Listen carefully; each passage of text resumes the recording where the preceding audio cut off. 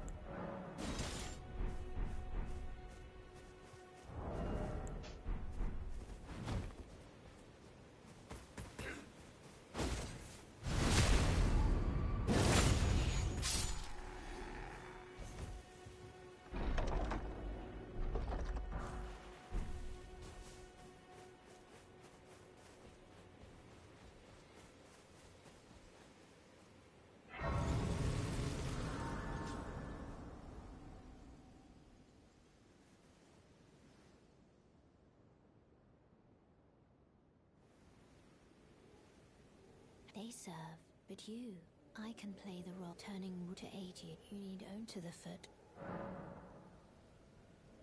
Then it's summon me. Ah, another matter. I bequeath. Use it. It will summon a spectral steed named Torrent. Torrent has chosen you. Treat him with respect.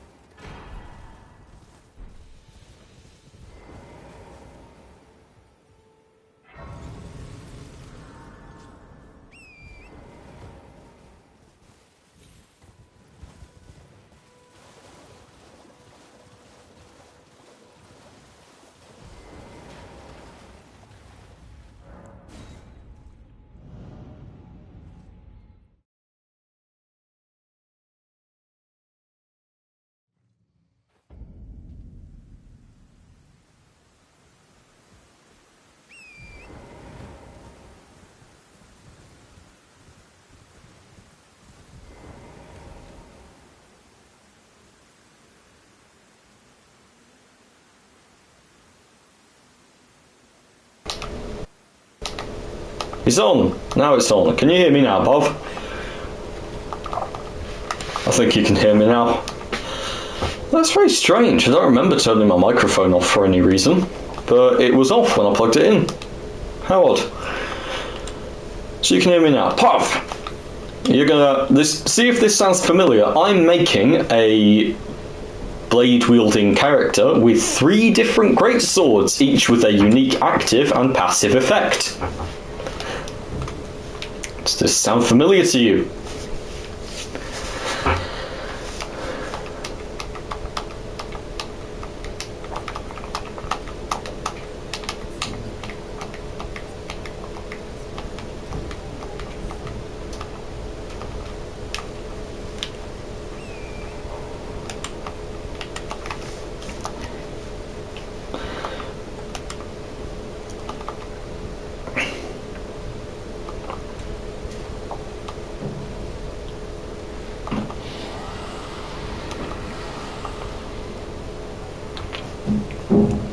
What?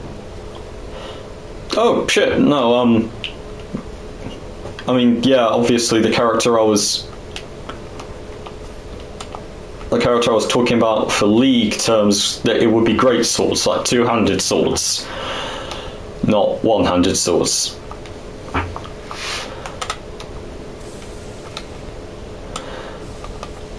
I kind of, like, assumed that would... I don't know, I just saw... Whenever I say swordsman or swordswoman or swordsperson, is there a non-gender specific term for person with swords? Who fucking cares? Point being, they the point was that in my mind it was always great swords, you know, 2-handed swords. The Chemtech sword would be 2-handed, probably be a bit green, maybe some serrated edges. A canister of chemicals attached to the hilt because Chemtech, obviously. Petrocite sword would have a layer of petrocite along it, and the whatever the thing the one is called, True Ice. I think, yeah, it's called True Ice, and the True Ice sword would have True Ice, basically True Ice damage. But it would be like a hunk of just raw ice in the vague shape of a sword, a lot like Trundle's club. That was how I envisioned them in my mind. Of course, I can't really do that in Elden Ring, but I can do similar-ish things. I also can't have the exact same effects because there's no like stun in Elden Ring, but there are variations. For instance, Hoarfrost Stomp deals good stamina damage and gives me frostbite. And it will be an active effect, so an active area debuff, which can also stagger enemies, so a bit like the True Ice thing. And it would also have the passive effect of stacking frostbite, which debuffs the enemies and means they take more physical damage. Bleed deals % max health damage, always a good thing, and the active effect would be I don't quite know what I'd use for the active effect on Bleed. I've not really thought of what Ash of War I'm going to use on the Bleed one, because what did I say in the it will be a sort of, that would be the Chemtech sword, the equivalent, so it would be the one with a dash equipped on it. I don't quite know how I'd work that. Something up. I'll work it out. Maybe just the Impaling Thrust Ash of War, or maybe like an Ash of War that allows me to proc it multiple times, so it would be like an AoE effect, whatever you would call it, it doesn't matter.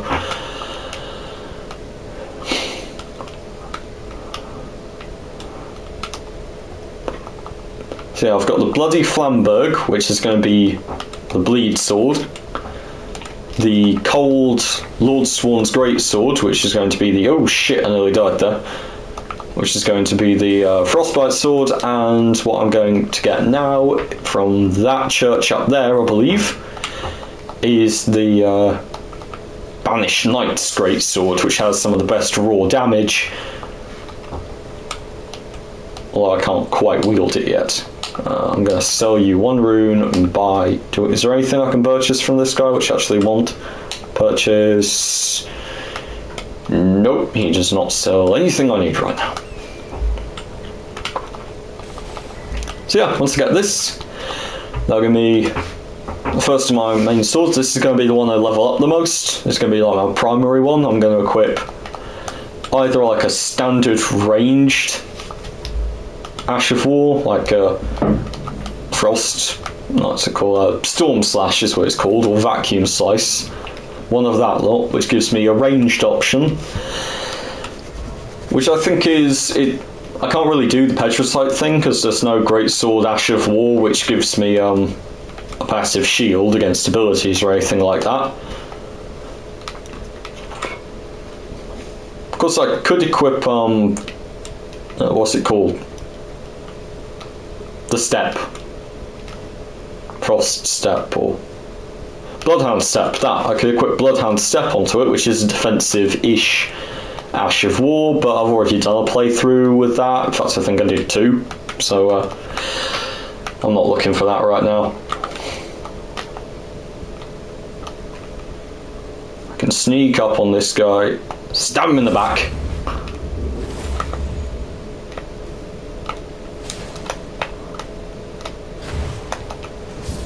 And then be killed by his shield.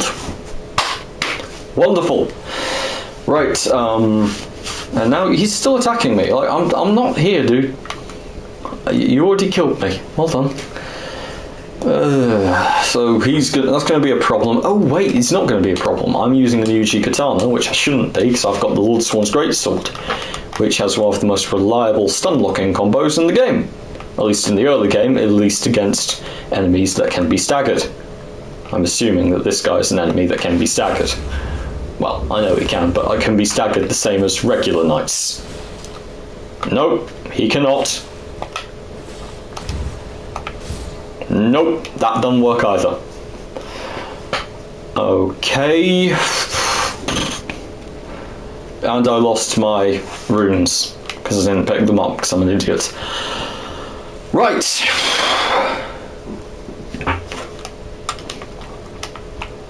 I could go and level this sword up to make this farm easier, or I could just figure out how this guy works. Sneaking up on him is a good opening combo, and I'll probably equip better armor as well.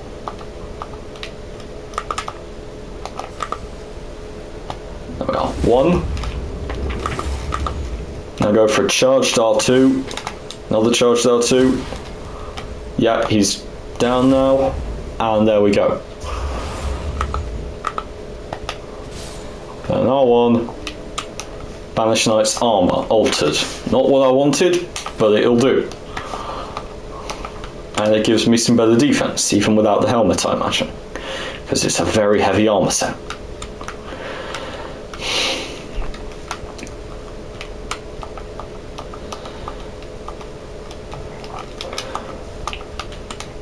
So yeah, this build is based on the idea I had with you yesterday, day before yesterday, can't quite remember. Day before yesterday.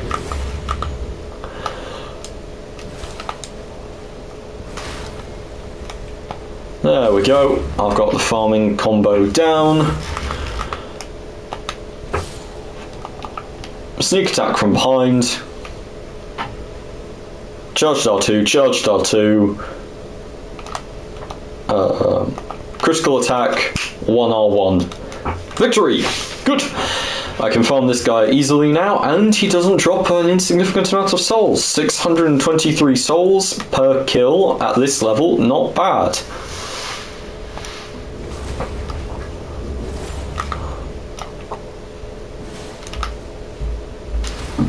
There you go. As long as I don't fuck it up, I can keep doing this until he drops his sword.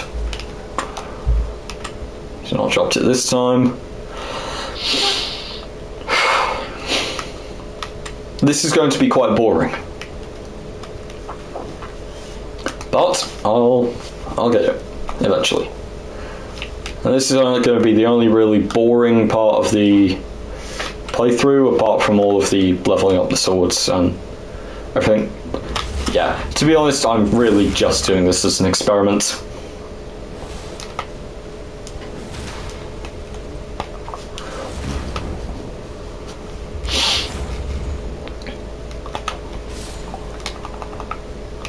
Passionite Shield, nice. I've got a large chunk of the Passionite set now. Not the one I actually want though. Can I have the one I want, please?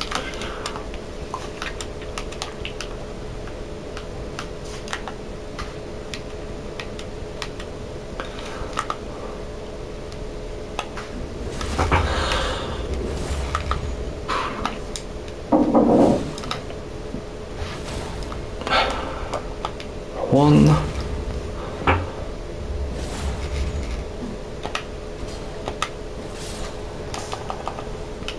Passionite Gauntlets. Again, quite nice. Not what I need. Give me what I want. Fuck's sake.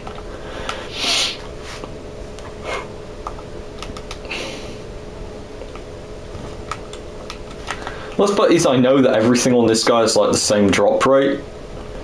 So his sword is as likely to drop as the other 3 bits of kit I've already gotten off him.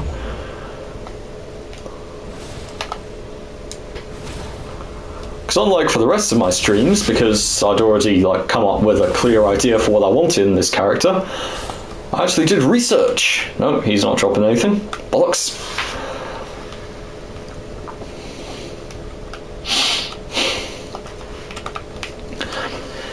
I'm also going to have a dog. There's going to be a dog that I can summon.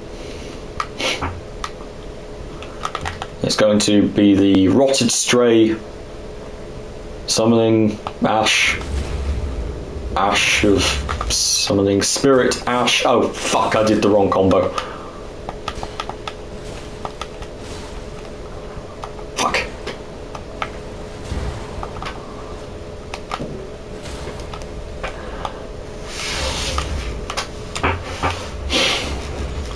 See, when you do that on some of the other knights, like regular knights, when you do this combo, they'll be launched into the air.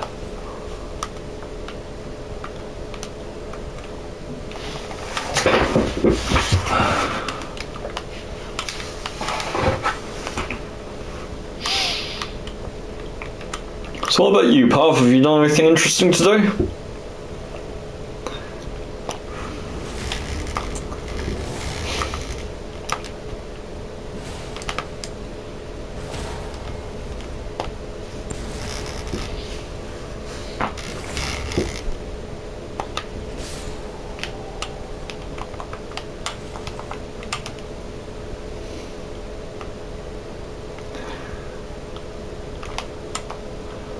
Cool.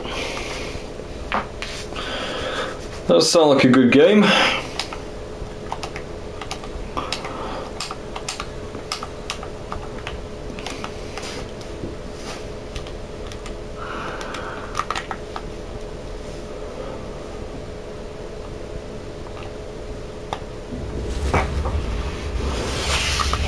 And 1, 2.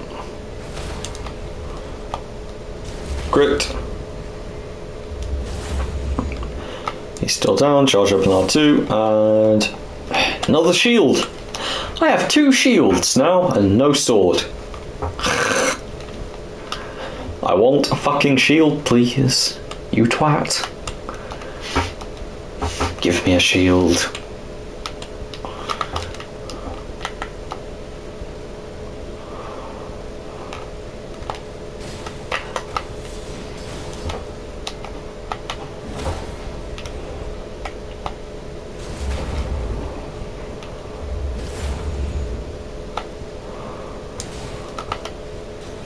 No!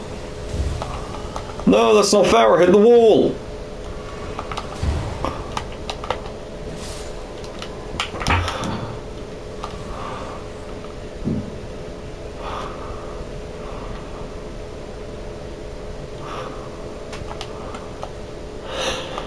Well, Pav, I'll be honest, I can only read about 3/4 of what you just said, but it sounds a lot like detective work, so good for you.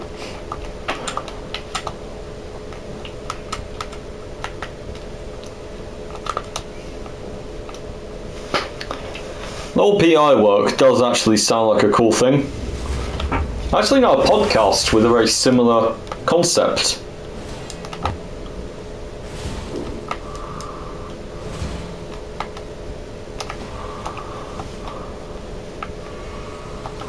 Has this guy started getting better?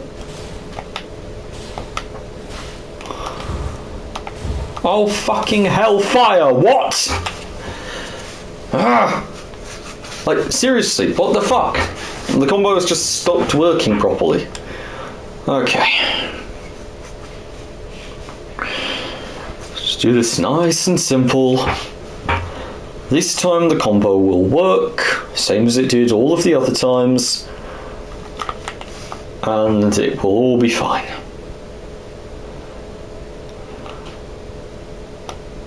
One,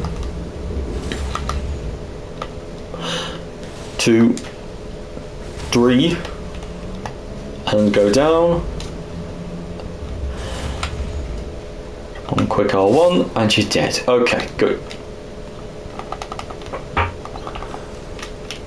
Probably also level up.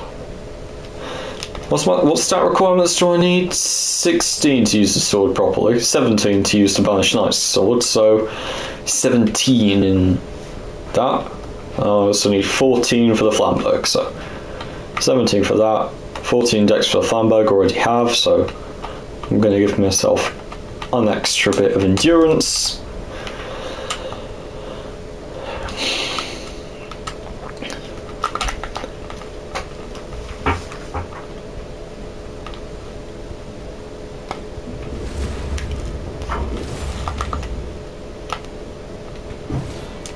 Fuck.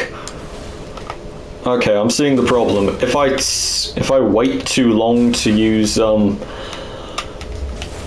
start charging up the R2 while he's on the ground the first time, the path is the same as it was yesterday, roughly.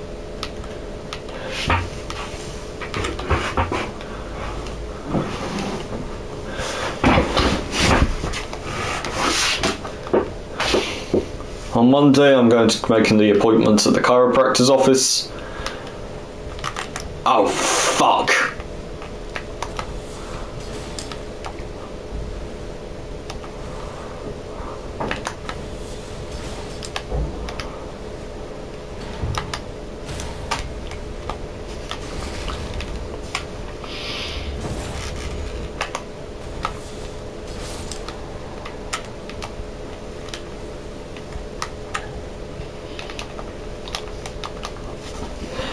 But for now, it's about back.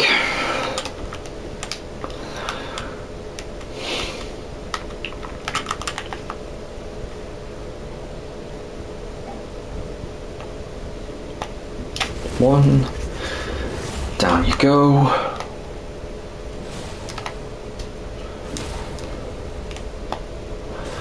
There's another. Also dealing very slightly more damage because of the extra points and strength, so I don't even need to follow up after I've knocked him down. So that's nice. I still like your sword. Come on. How long have I been doing this? So I'm 30 minutes into the game, I've done this, and that's it.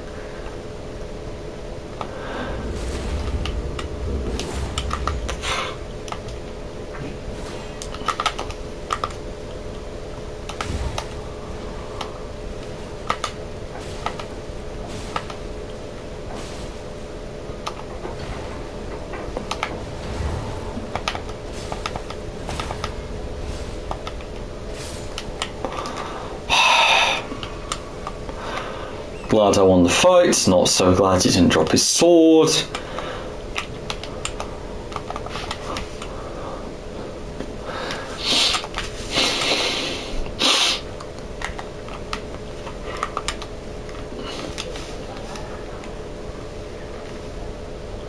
Okay.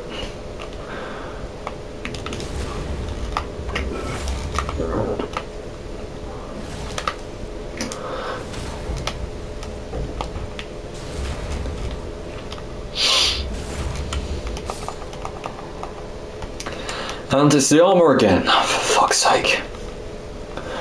Well, I've got armour and shields to sell, which is nice. Still don't have the thing I actually want. Less nice. I'm also in the right vicinity to get the Ash of War I'm going to be running this entire playthrough, so there's that.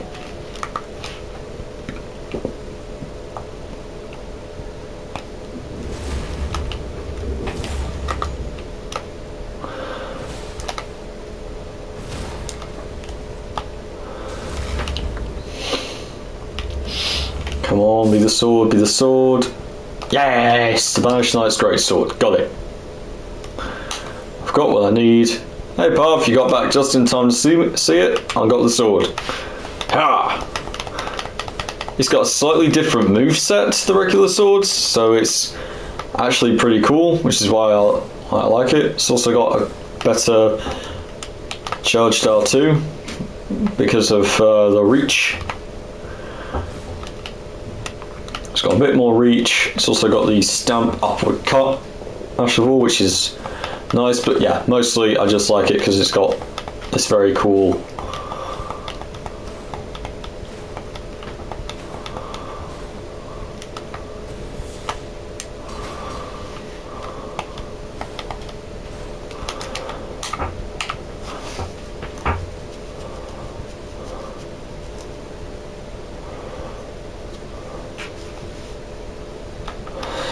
yes, I've got this, I've got the Banished Knight's Greatsword, which is what I wanted. Now I'm going to the Lake of Rot to get some other things I want, including some runes and a lovely dog who will, inflict rabies and disease upon people. Also, speaking of rabies and disease, hello Disease Dragon. Goodbye, Disease Dragon. He's still gonna hit me. Of course he is. He's the size of a small skyscraper.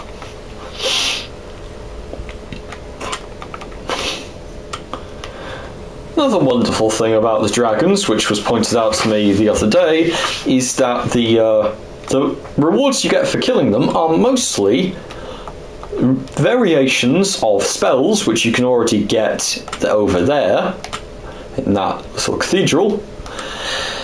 And the spells you will get are better. Or, no, worse. I mean, they're worse when you kill the dragons and get the upgraded versions. The upgraded versions are worse because they cost more mana and don't deal that much more damage. So they're less effective versions unless you want to sink an ungodly amount of points into the mind stat. Should probably get the Sight of Grace here just in case. Someone is going to invade me.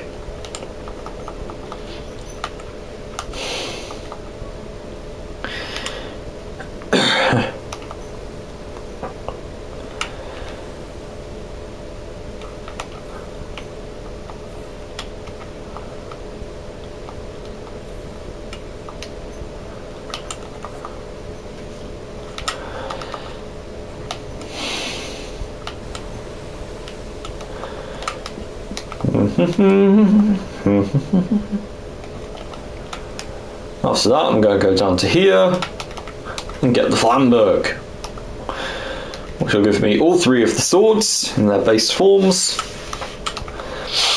which is what I want.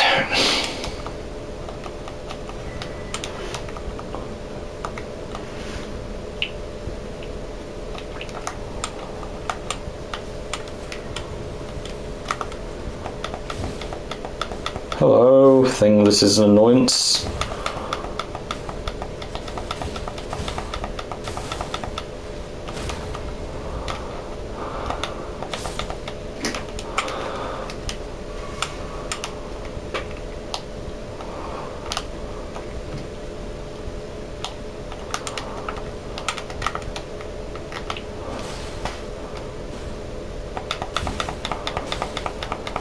Yeah, this is the thing I'm going to be summoning most of the time.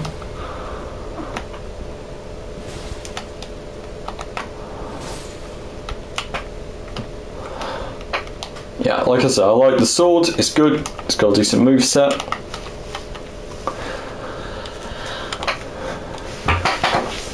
very decent moveset.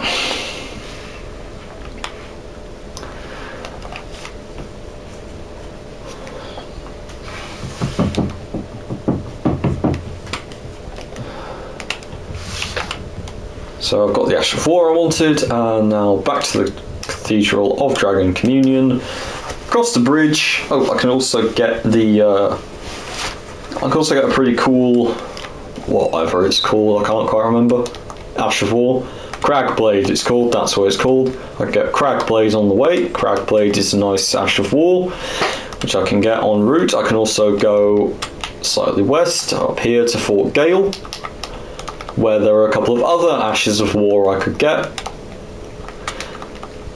There's also the Redmane Slash, or Fire of the Redmanes, or whatever it's called, something to that. Something involving the word Redmanes, which I believe are soldiers of Radahn, who's the main boss of this area. Hello, dog that... Oh, fuck you. Wow, I'm still alive. That's surprising. And another dog.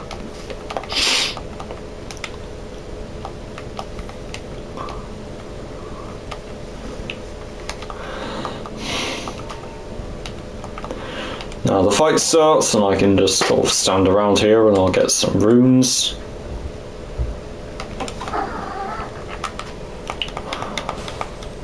Oh, for fuck's sake, why is this thing running in this direction?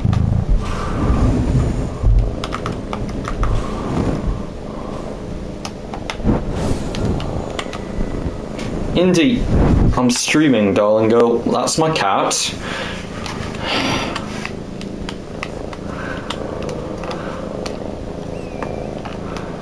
Good girl.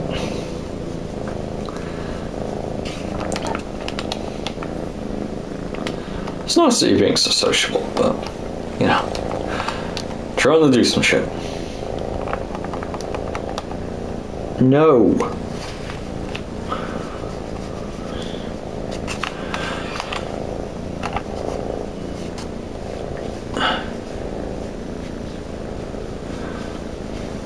There will be a brief intermission while I stroke my cat. Good girl.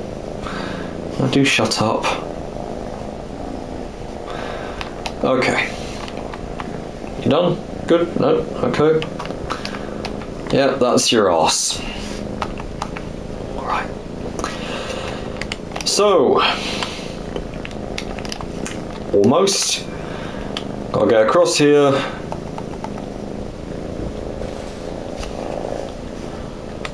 Which is an annoyance because there will be bits of fire flung at me.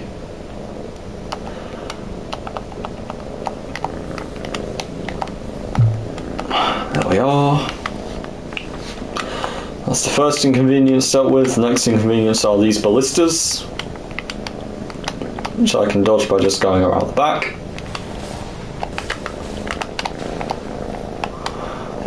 Oh, hello, there's an old person watching. Hello, other person. Please ignore the noises of purring in the background. That is my cat. She's very interested in the microphone and is currently sitting on me, because if I'm sat in a chair for more than about 8 seconds, one of them, because I have 3 now, decides that it is immediately time to be seated on my lap.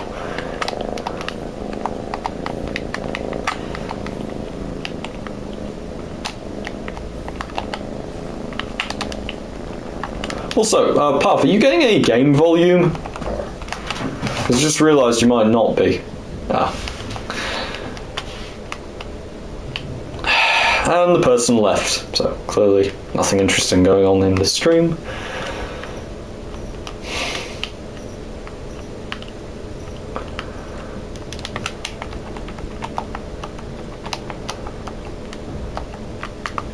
Good, you're getting game volume. Well, can you hear that? I just hit a note. Can you hear it? I don't think you're able to. Hang on.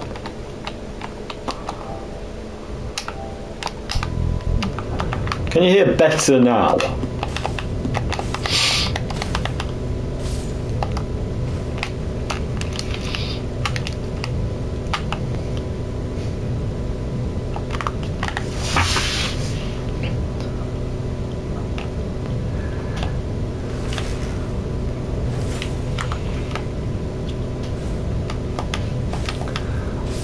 Okay, so no difference. That's interesting. Audio output should be better, but I don't quite know how the broadcasting system works on PS5, so we'll chalk it up to them being clever and broadcasting the volume directly no matter what output device I'm using. Good.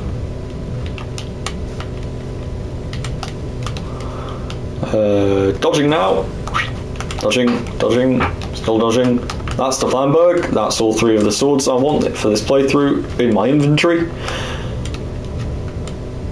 I'm going to climb up here, where the man in the pumpkin helmet can't kill me. I'm gonna hope there's no enemy up here. There isn't, but there is a smithing stone 5. That's nice. Not something I needed, but it's nice to have anyway.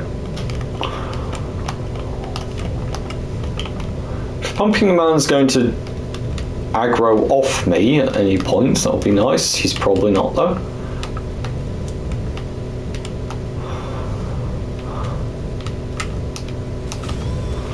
Yep, just got flung. Still running. Down we go. Take a little bit of damage, no big. Have this guy chasing me, much worse. Wait for a fiery number bastard. There we are.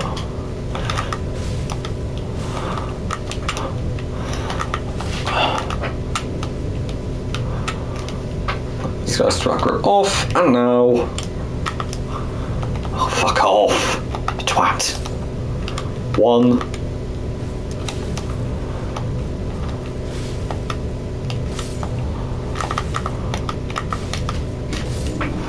Yeah, I'm really liking these slashes, although actually, hang on.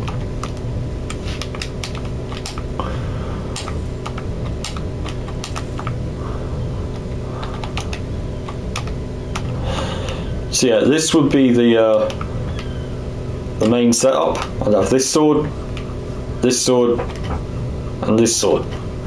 As you can see, this one here, definitely kind of the longest. It's got this nice, simple slashing combo. 2 vertical slashes, 1 horizontal, 1 diagonal.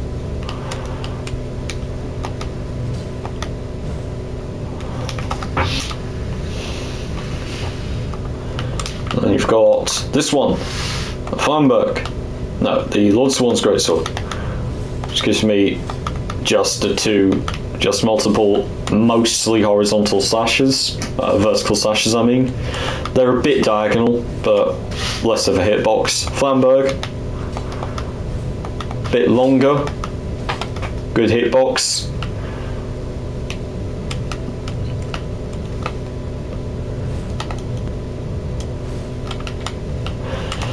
So yes, these are the 3 swords I'll be using, and to be my main sources of, well, everything really. I'm going to be just really focusing on the sword play aspect in this playthrough.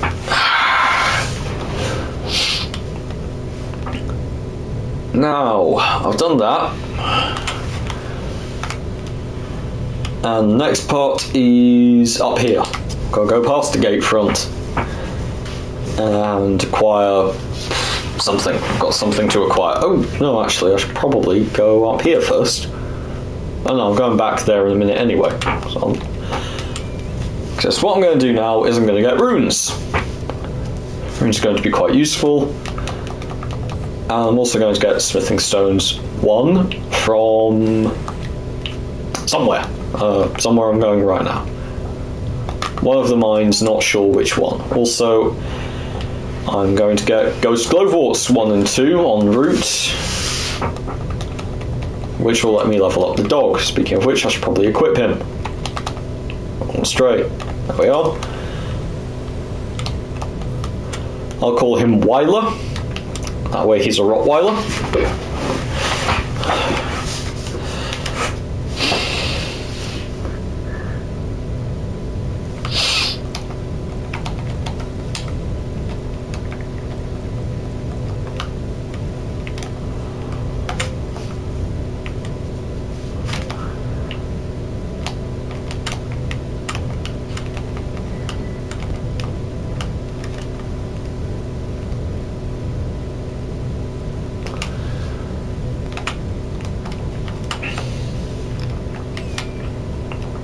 And there's one other thing up here that I need, which is going to be briefly equipped onto the Flamberg to make killing the big dragon a lot easier.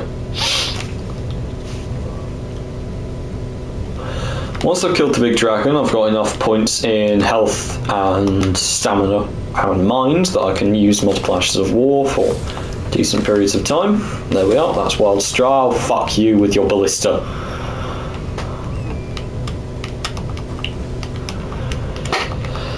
So, I'm still trying to remember what the overall plan is for these. There's I'm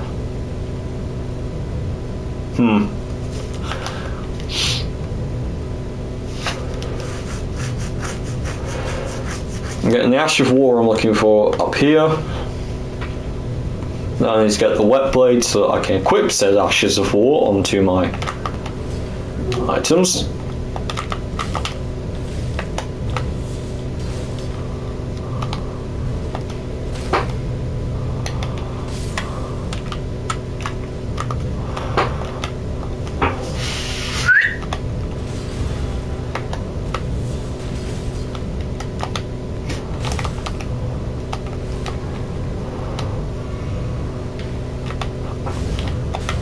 What the fuck?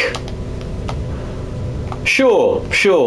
Make the back of the curved sword deal damage. That makes sense. It's literally got one edge. Deals slashing damage when you hit it with, and they hits me with the blunt edge backwards.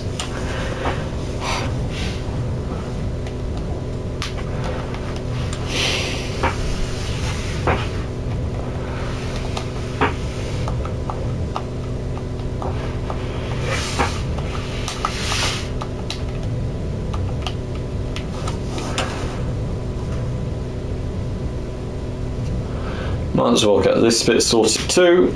Head to round table hold, just so that I have it unlocked.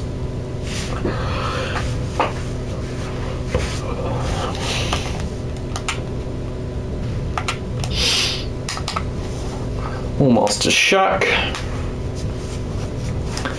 Now I'm going to get the Wind Slice, I think it's called. Storm Slice, Storm something or other, whatever it is. Something to do with storms and it's a slice.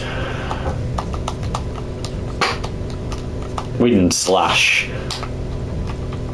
Stormblade, that's what it's called. I'm going to get the Stormblade Ash of War. Spinning Slash I might also get for the Flamberg.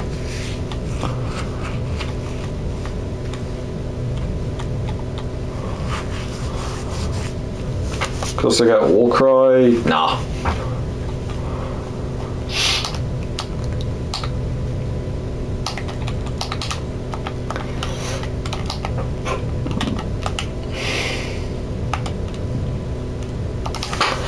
Back down to the gate front.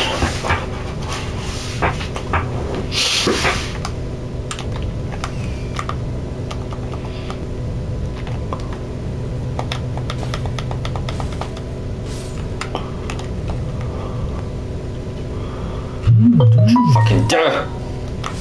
There we go. He didn't. Oh, come on! The fucking horn never went near his face. You're telling me he still managed. Everyone still gets aggroed onto me, even though. Oh no, it was just this guy. Apparently, he just saw me. Fair enough.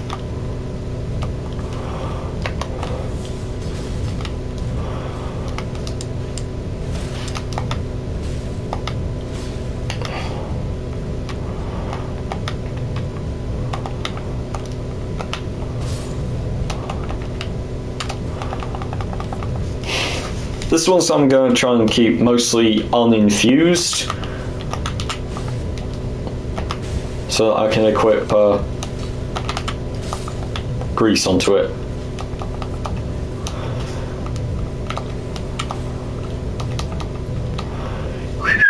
Down we go.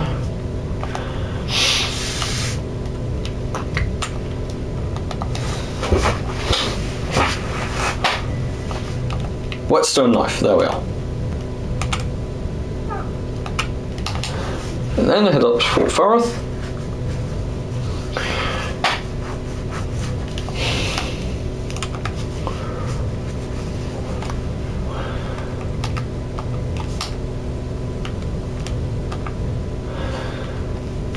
use the Whetstone Knife to equip the Ashes of War onto the swords. Lordsworns will get Cragblade for now.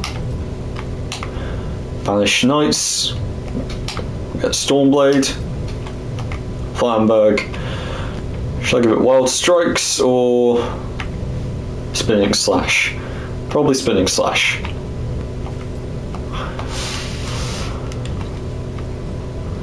Cragblade is useful, it'll let me deal additional poise damage, and on a weapon which, it's also, I think I can use it for a cold infusion at some point. Yeah, cold Cragblade once I've finished up. Once I get the knife which lets me do cold, so I'm going to get Hoarfrosts first. Oh, wrong sword. Right, there we go. Spinning Slash time.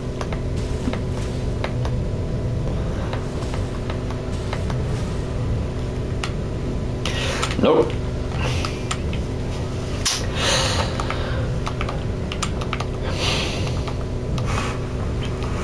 I've already got an Ash of War in mind for this one eventually, but it's also an Ash of War which I can't quite use yet, so... Well, can't quite acquire yet, to be honest. So... Ash of War, Flamberg, Wild Strikes, Standard Affinity, there we go. And I have Wild Strikes equipped, I should be able to melt this guy's HP very quickly by repeatedly proccing. And I forgot to do one more thing, which I'm going to go back and do, which is, before I do this, I want to reallocate my Estus Flasks so that I have more mana while I'm trying this shit. So, Flasks, add charge to Flask, don't have one, allocate Flask charges, 4 in the mana one. I'll swap them back after, but for killing this guy, I'll need all the mana I can get, because I'll be relying on my Ash of War.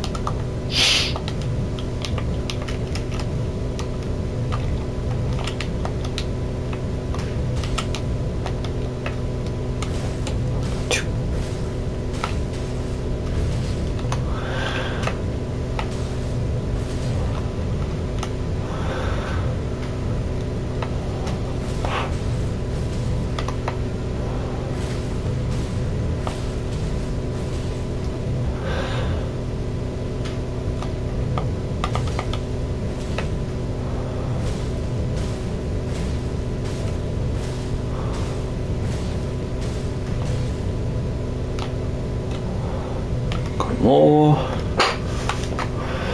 And continue with the Ash of War spamming.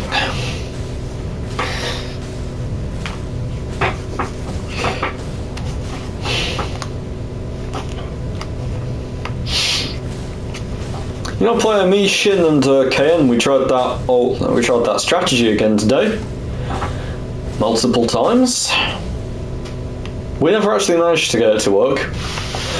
Mostly because KN panicked in the first game we had a bot laner who went AFK and decided not to help at all. We still did okay, but also our mid laner was complete dog shit, so like 0 and 7 and about 10 minutes in, and our bot laner went AFK, so great. So that was quite shitty. After that, what else happened? Can't quite remember.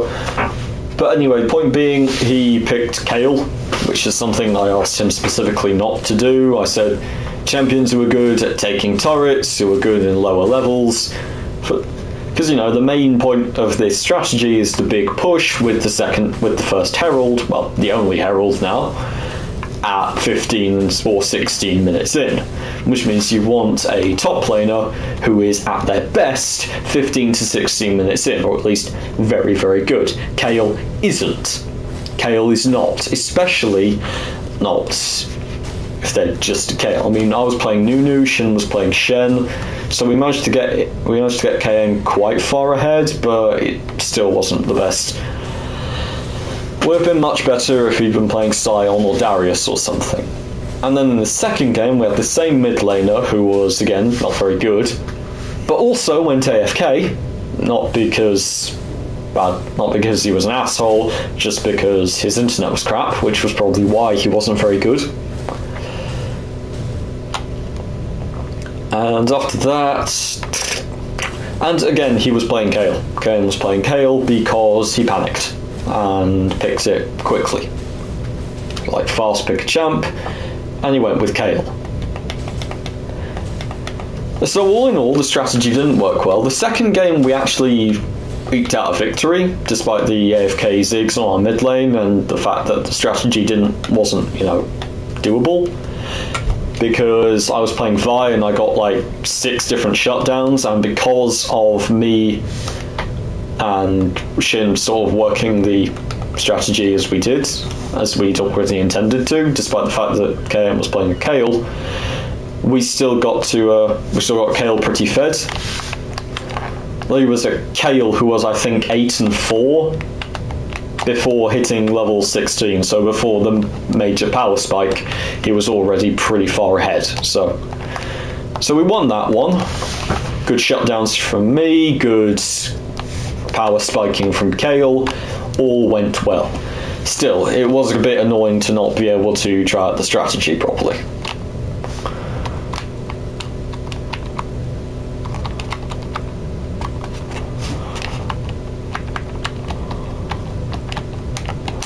There we are. Vigor, mind, stamina. That gives me everything I need. Next.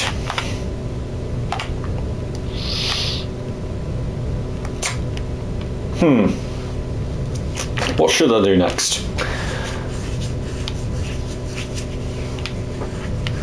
I've got Margit to kill and Godfrey, which will give me runes.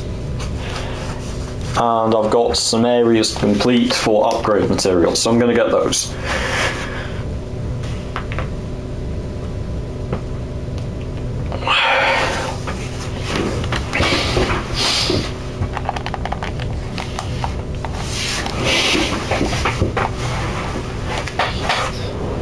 We can call the Spectral Steed, blah blah blah. Lone Wolf Ashes, very nice. Still doesn't make sense that they're called Lone Wolf Ashes and you get 3 of them. I still take offence to this fact's existence in the world. It's dumb. You should not get 3 lone wolves. That is a dumb idea. Why would you name it that?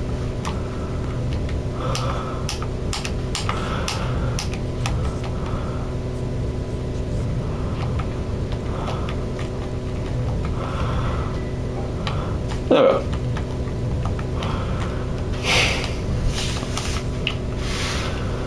Okay, so I've got a good Stormblade with a +1 weapon, and now to the northeast technically. So that's the first catacombs up here. I'll probably go all the way through it too, just to kill the boss and get some.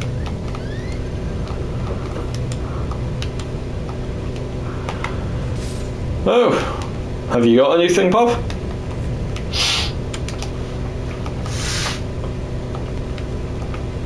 I can't really think of any with a parrying mechanic involved, so that's the Petrocyte. Oh, say yes.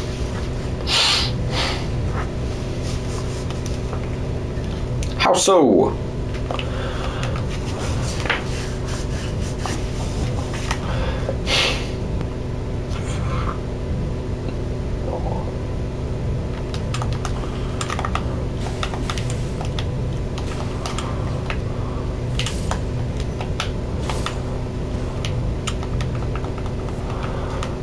Well, just sort of describe it to me, I'll probably know what you're talking about.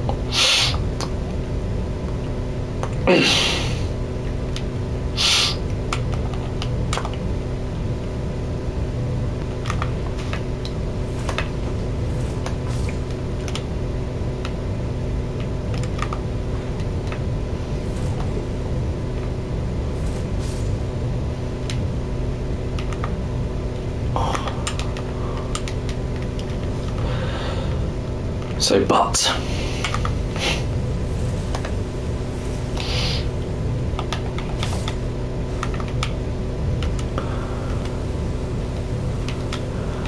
Crystal Sword and Rotten Crystal Sword. Again, Path, these are straight swords. Straight swords have a really shitty moveset, unless you pair them with a shield, but I don't want to have a shield.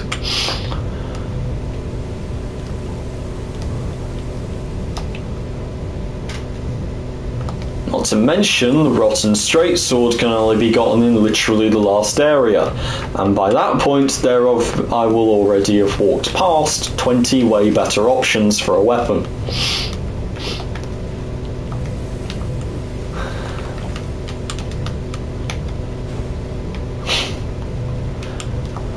And which description exactly would... I get the Rotten Straight Sword would match the description of the sword I use of the Chemtech sword, but which one would the Crystal Sword match? Certainly not the Petrosite one.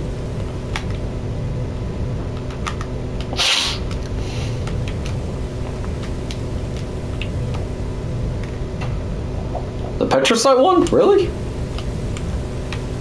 True Ice one? But it doesn't deal frostbite damage, dude.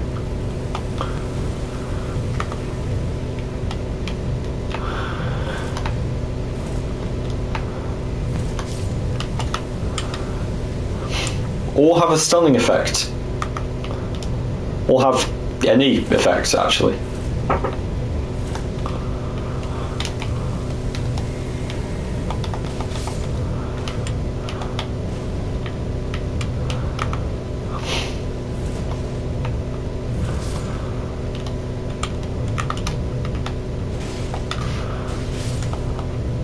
Oh, you're just going off looks. I mean, yeah, I guess it kind of looks like True Ice.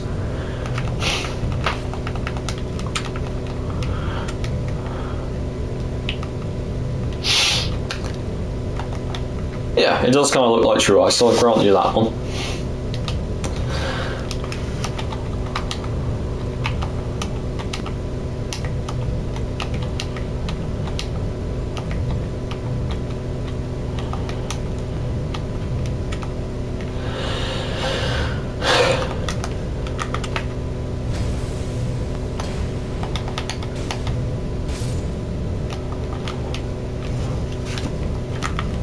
Apart from the Moonlight Greatsword, Moonlight Greatsword would actually be a pretty good option for that, except for the fact that it's locked behind a very long quest line and scales primarily off faith.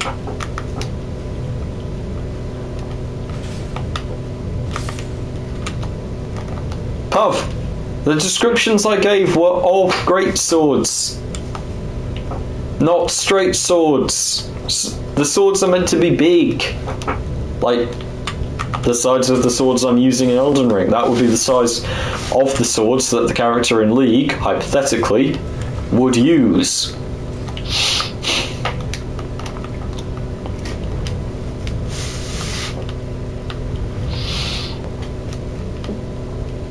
It's League. Most of the weapons are huge. They kind of have to be. Even the guns are gigantic because the players need to be able to see them. You can't have small weapons in League. I can't think of anyone who's got a small weapon.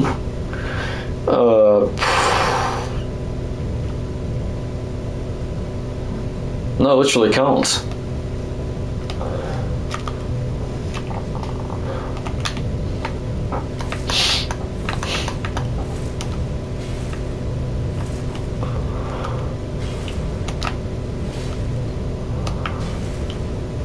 Yeah, he's not got any weapon, dude.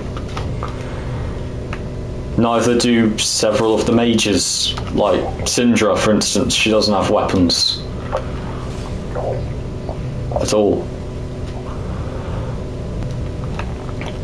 Or Udia.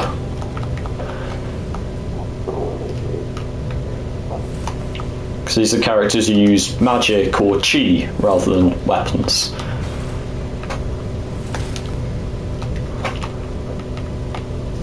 Oh, fuck.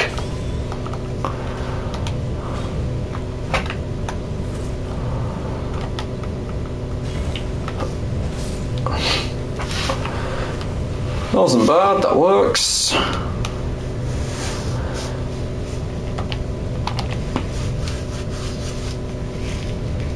Oh, which greatsword?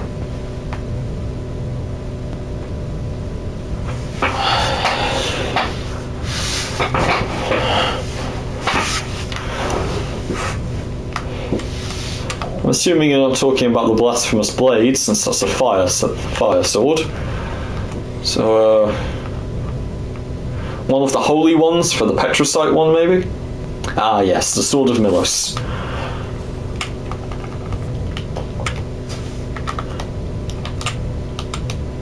I'm not quite sure what that thing does, I just know it scales way too heavily off faith and has a really niche, like, utility. It's also, as far as I'm aware, one of the shortest straight swords and is a late game item. Which, again, I don't really get. Like, it's a late game item which is worse than most early game items. It's also one of two faith-based greatswords, apart from, well, pure. Holy, that's what I'm looking for. Two holy greatswords in the game. Sorry, what? It shreds physical armor? That's cool. I didn't know that. Oh, fuck.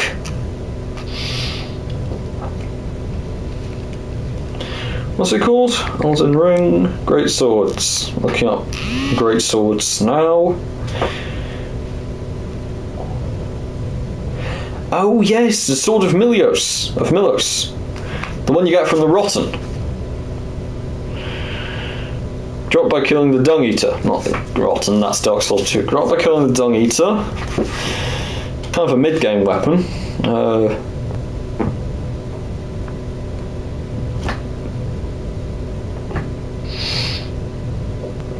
Can't be enchanted. Deals passive bleed damage though, which is nice. It restores FP with every hit, which is very nice. Yeah, that could definitely work.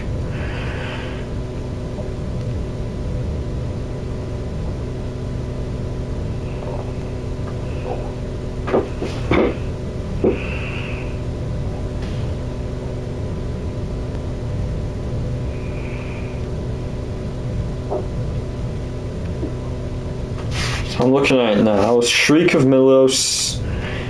So that's the weapon skill, the Shriek of Milos. Oh, and it's upgraded with somber smithing stones, which is good. Because I usually have a bunch of those lying around and nothing to do with them. So let's have a look. What would the Shriek of Milos do? I imagine something. Although it only restores FP when you kill an enemy, but again, it's not like you.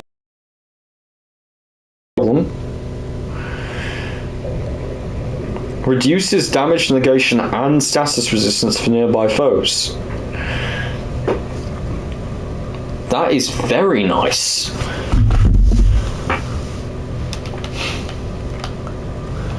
Shreds armor, restores some mana when you kill things. Yeah, I could totally flip, and it has passive bleed built up. I could definitely flip that out with the Flamberg later on. And have that as my third sword.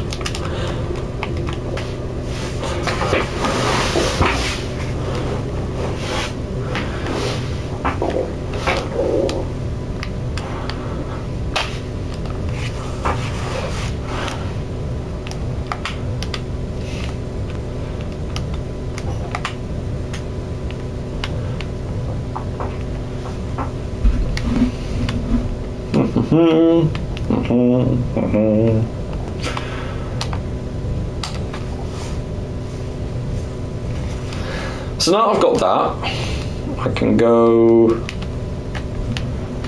What should I do next? Oh yes, obviously I should go via the mine. Head to Gil Lake, get enough smithing stones to level up my sword all the way.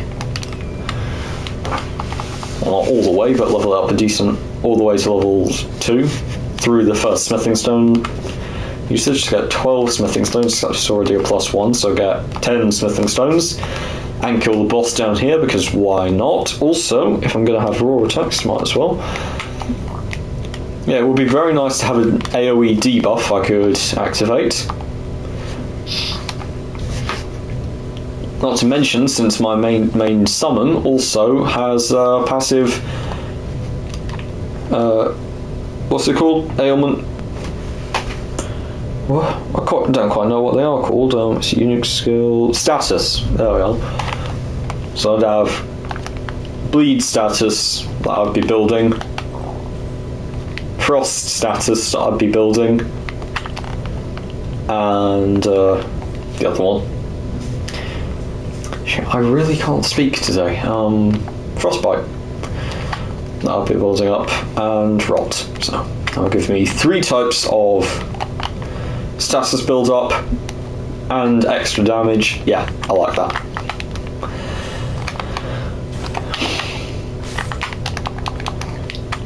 Plus it's an AoE, which means it's got to be, well, not easy to land, but certainly manageable.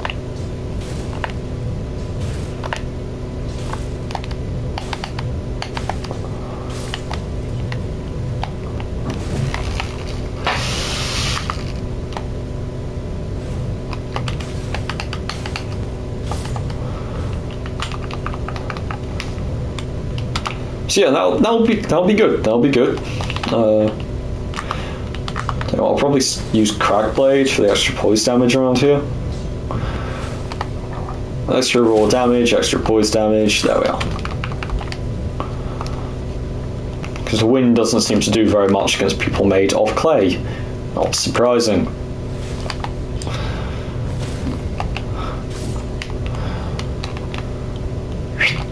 There's a rat. There's another one. And there's rat number 3. There you go, you're dead. No, you're not, you're still alive. Fuck you.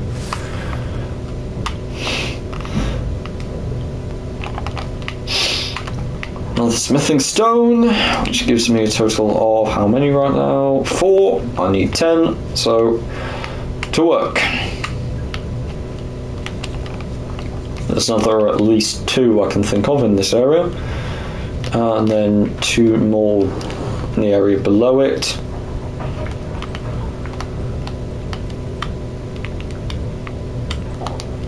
Or above it, technically speaking. So this area you actually have to go down and then back up to complete the exploration. Hey! Die, dog.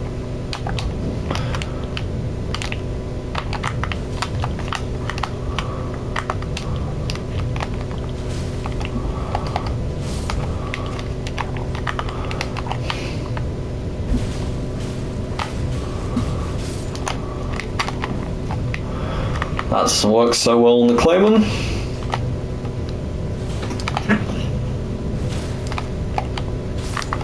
Two charged heavies can knock this guy down. Good to know. Another smithing stone 1 to have in the inventory. Inventory. I only have 6 of these, and I don't have a somber smithing stone 1 yet. Because I believe that was in an earlier area that I forgot. Oh no, it's down here. No, it isn't. That's a lantern. A candle. Whatever.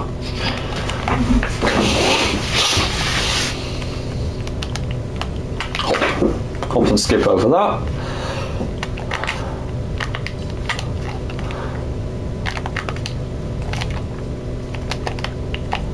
Hey. Sneaky attack. And a charged R2, which won't damage him. Of course it won't. Glintstone scrap. Useless. Should have gone for the crit on that guy, doesn't really matter. Oh well. Stormblade. 1, 2, 3, 4, 5 will do it. 1 critical hit on you.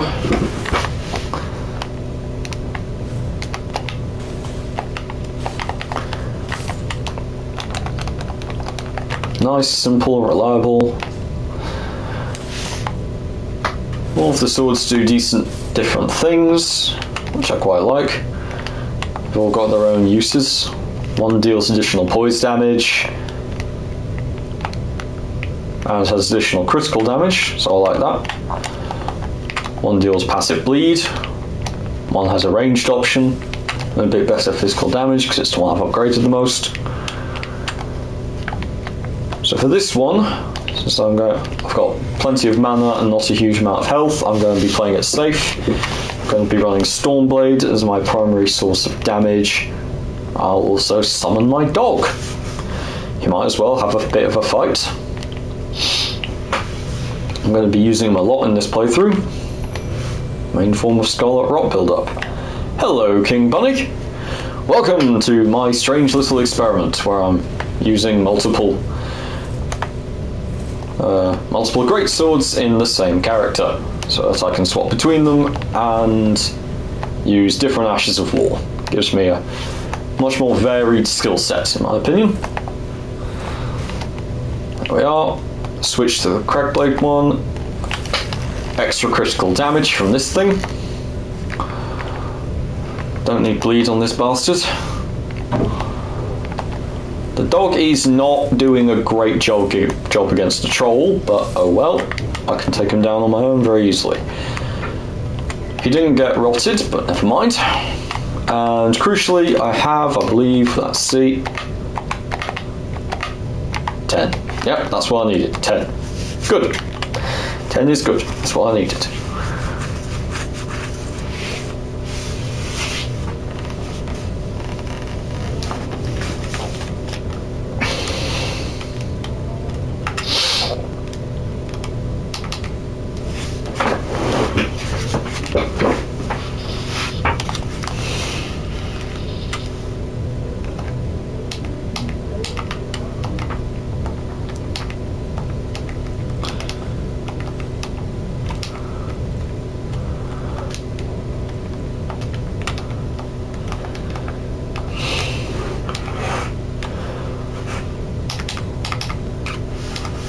Wish I could name my swords. It would be cool if I could name my swords. Whatever.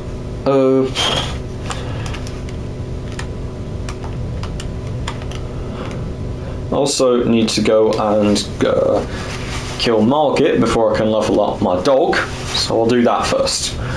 Kill Margit, level up the dog. Oh. I really should balance the swords as well. So, not that one. Well, actually, I should have that to give myself an extra bit of health. It's not useful later on in the game. It's actually quite useless as a Ash of War. It's just a less effective version of the flask, but there we are, 3 and 3. I'll summon the dog when I start off, and I'll use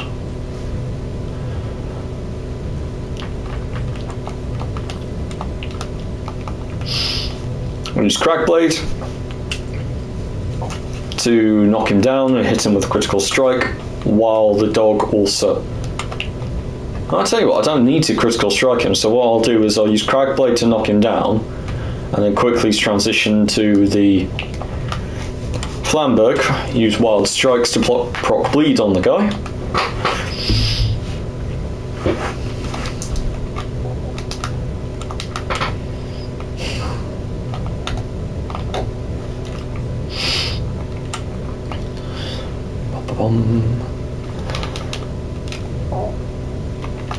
Okay, first, summon dog. Dog take aggro while I activate Crackblade.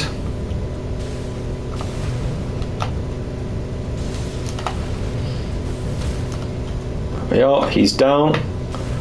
1, 2, 3, 4, 5.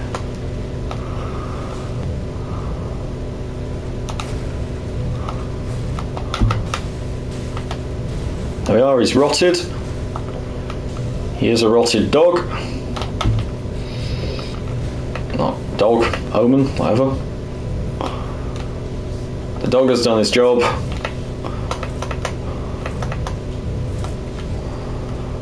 Now, I just need to stay alive.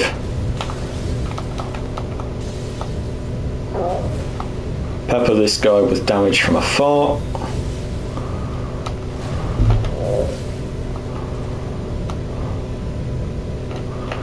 He succumbs to rot and wind.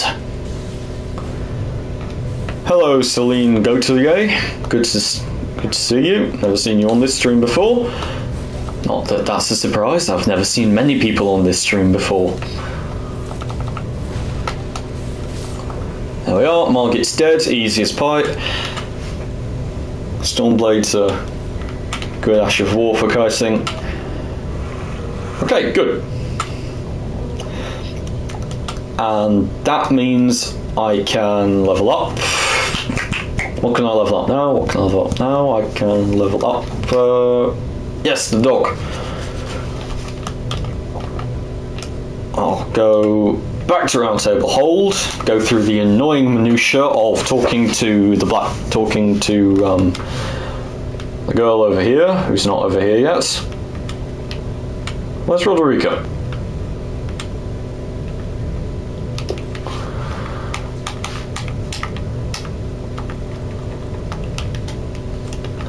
Well, she's not here yet. Where is she? Do I need to talk to her at the shack first? Usually I don't. Usually once you kill Margit, she shows up here.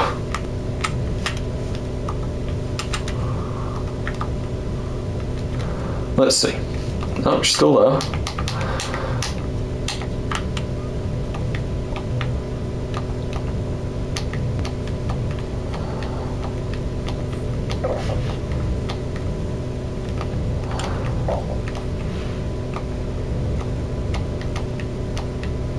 Okay, well that's nice.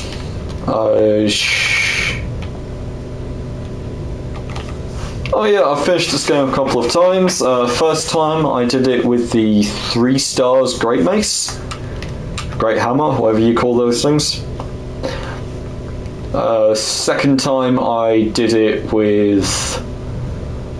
Oh, I can't remember what my second playthrough was. Yes, it was. It was with the Halo Scythe and the Blasphemous Blade. My third playthrough, which I just finished, was with twin grave scythes, which I would just two-hand like this.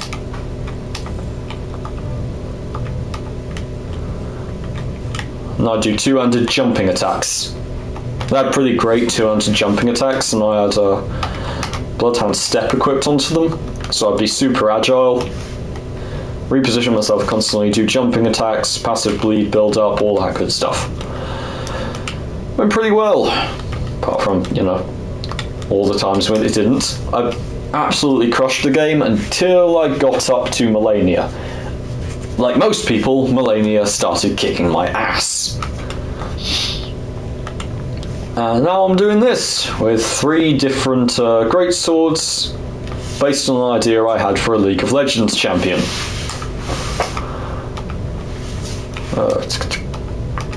Wait, is Roderica here now?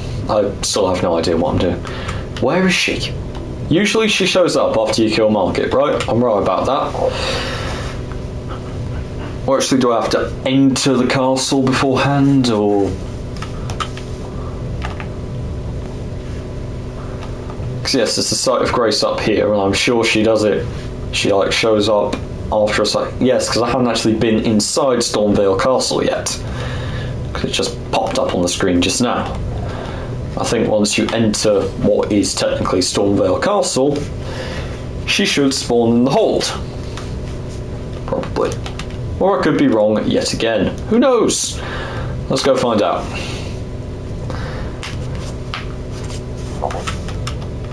Yep, she's still not here.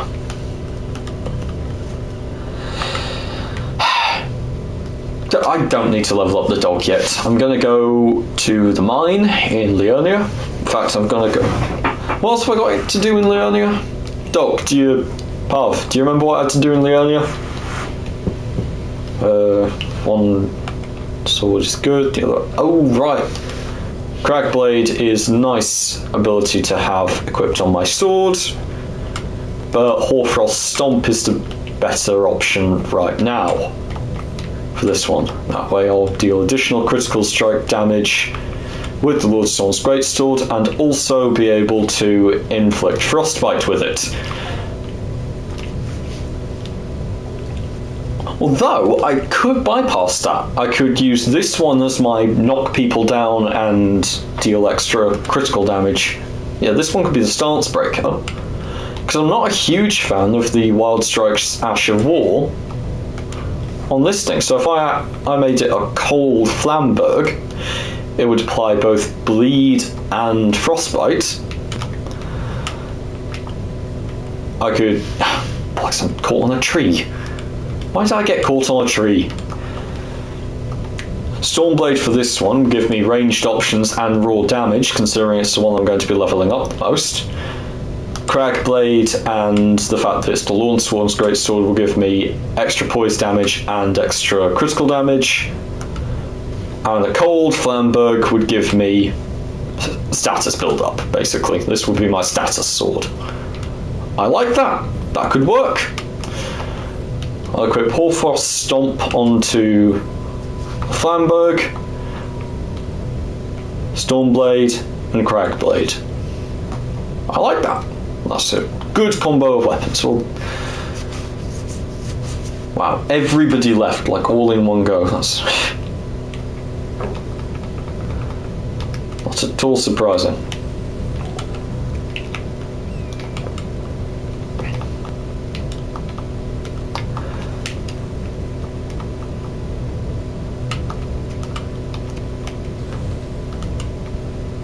Pav, what does the question mark mean?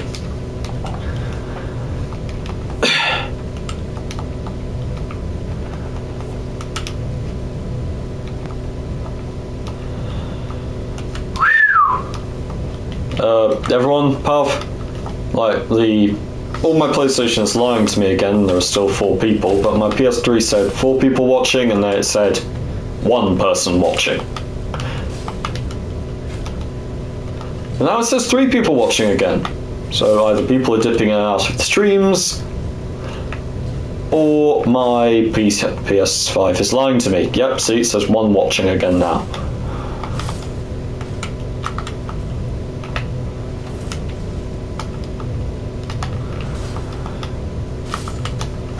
Never mind. PS5 doesn't really do a good job at keeping track of them. I'm just going to keep doing this.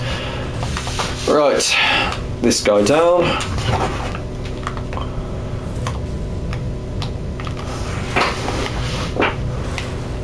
Oof.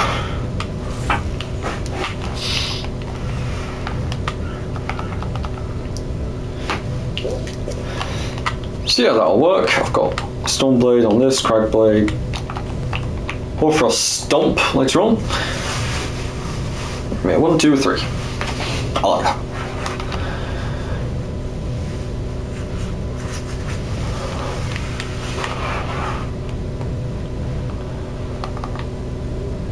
Shin Sao.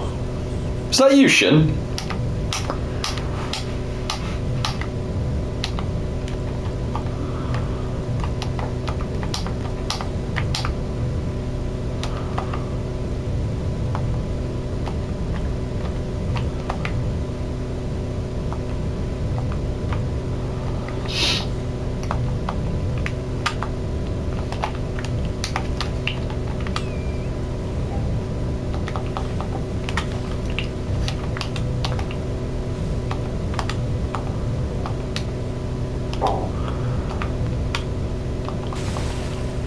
Fuck's sake. Dumb shite. I always hate guessing that map because of the 3 bastards right in front of them. Well, hello, Shin! Good to see you. I told Pav, or player here, about our disastrous attempts to implement my strategy earlier. Twice.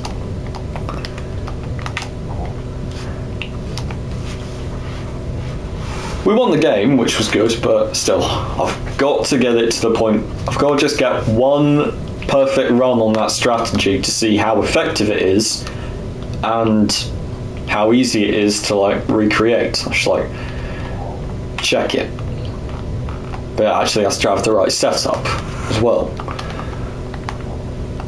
Also, can you think of any other supports with a global ultimate?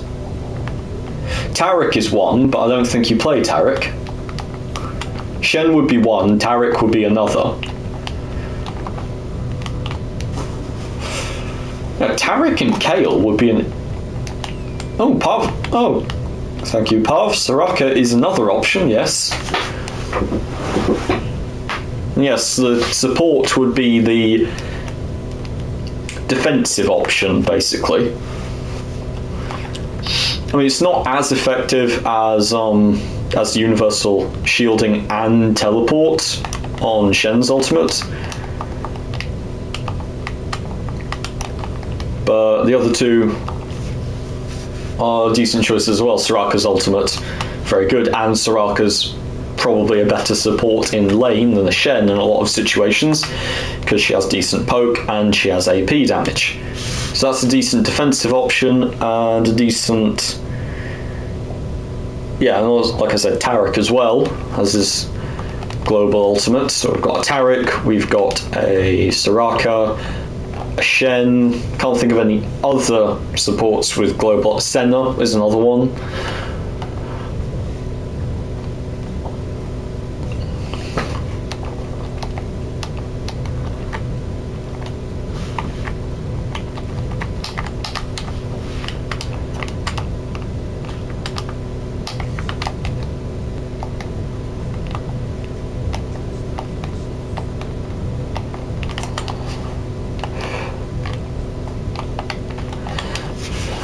As for junglers, it's the same thing. It will be dependent on which top laner you would end up with. Who would be the ideal? Who are the strongest top laners within the first 20 minutes of the game? That's the question you got to ask.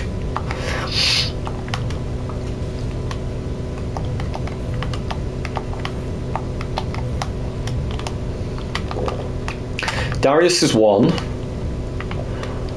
I'll maintain that Sion is probably another. Just when it comes to taking turrets and having control over the lane, a safe laning phase because of this ridiculous wave clear. I think Sion is one, Darius is another.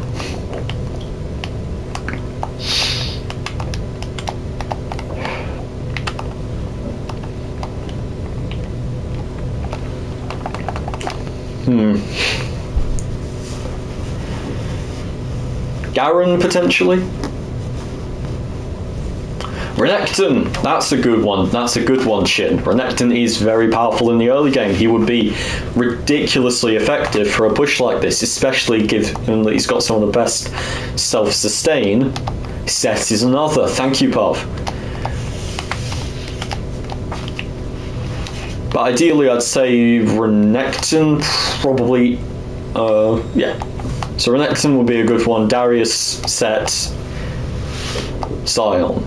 Because these guys, they all push top lane very fast, got healthy laning phases, good in a team fighting situation, good in a big push like that we'd like to put together. There are other champions that I think would be effective for this push. For instance, Bel'Veth, if played right, could be very effective for it because of the way she interacts with the Void objectives, like the Herald and the Void Grubs. There's also Jarvan.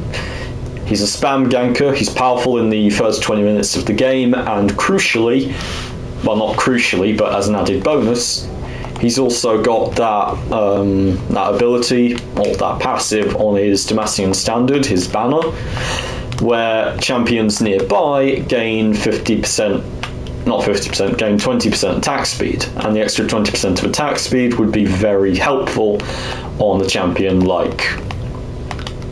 not on a champion, on a push like this, with a strategy like that.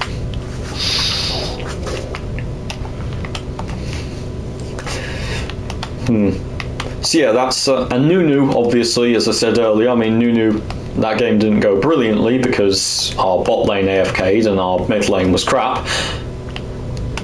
But even so, the strategy went decently well. Me playing Nunu, I managed to get a few very good ganks off on the top lane.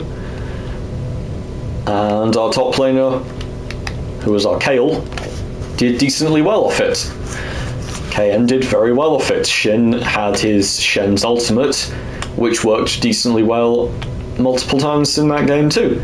So keep Kayle alive. We didn't almost win that game, but we didn't lose quite as hard as we should have because we had a fed Kayle. So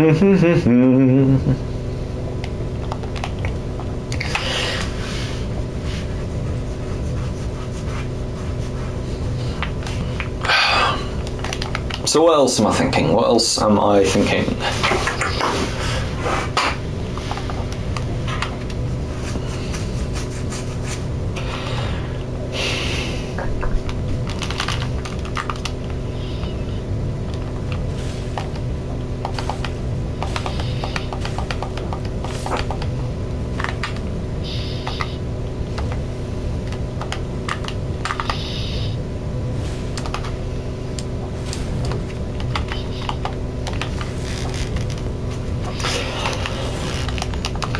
Yeah, Nunu is a good option. Also Morgana.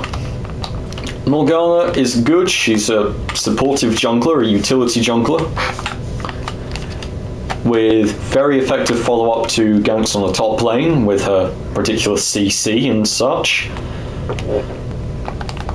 And also, very useful, she's very, very good at taking Void Grubs. Can take them quite safely, very quickly. First 3 absolutely melt versus a Morgana.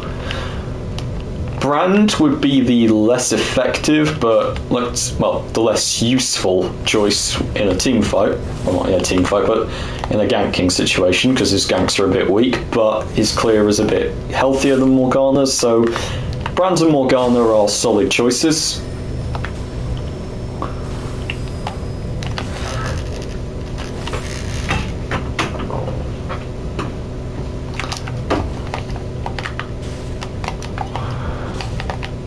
Nunu's another one. Yeah, any utility jungler, because utility junglers, supportive junglers, work well on funneling systems like this and work well at securing objectives. And since you'd be relying on getting all of the topside objectives in this strategy for it to have its maximum effect, because maximum effect is a support with a global ultimate, a useful global ultimate specifically, or a mid laner with a global ultimate as well, but mostly it will be support.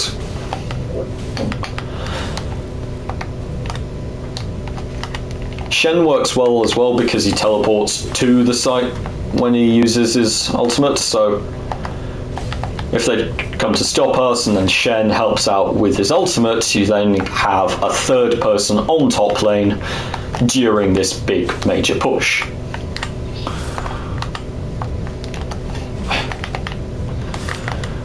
So what else is there?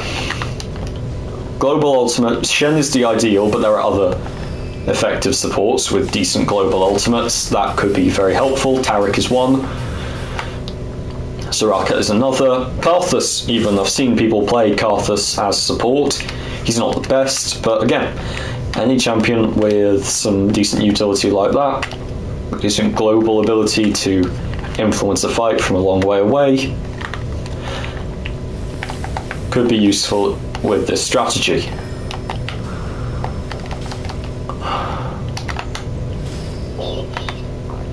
No, you may not use your bullshit magic. Other than that, a utility jungler, a support with a global ultimate, and a top laner who excels in the early to mid game. Seems like a very decent core strategy. I'm trying to see what kind of weaknesses it would have. Obviously, once you play, obviously against teams with a lot of wave clear, it would be actually detrimental in certain cases.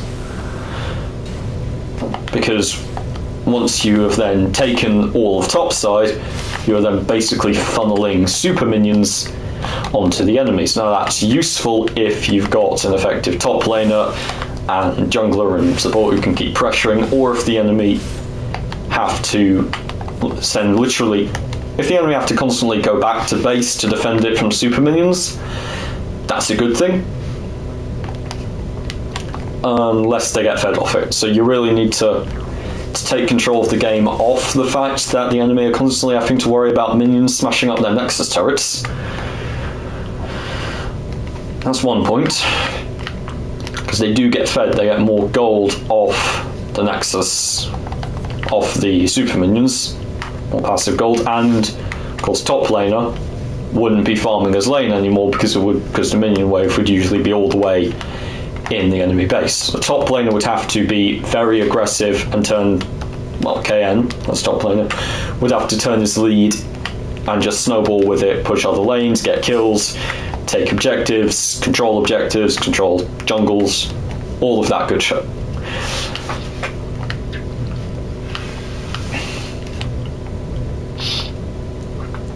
Other weaknesses, again, you would probably be losing the first Drake, since your priority would definitely be the topside objectives. So if my priorities were the topside objectives almost exclusively, I'd be giving up the first, maybe even the second Drake, depending on the timing, and depending on how effective mid lane is, and how effective bot lane is, and how effective the enemy jungler is. A lot of variables.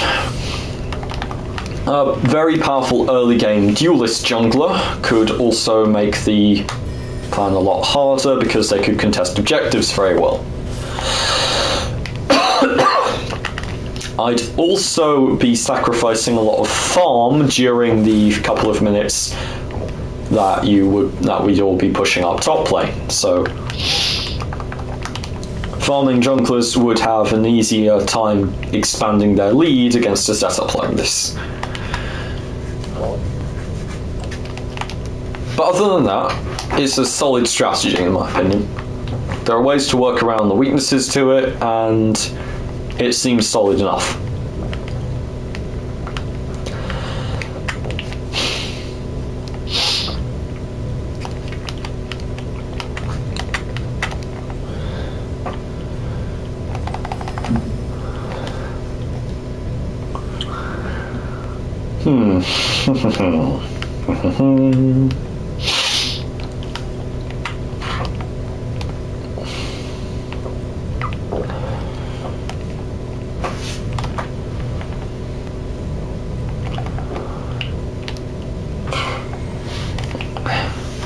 This should be easy. I've got one charge of my Flask of Wondrous Psijic, which will restore half my health. Probably should have activated Crag Blade before it started. Uncharged attack. There we are. Stance is broken. Lock him down.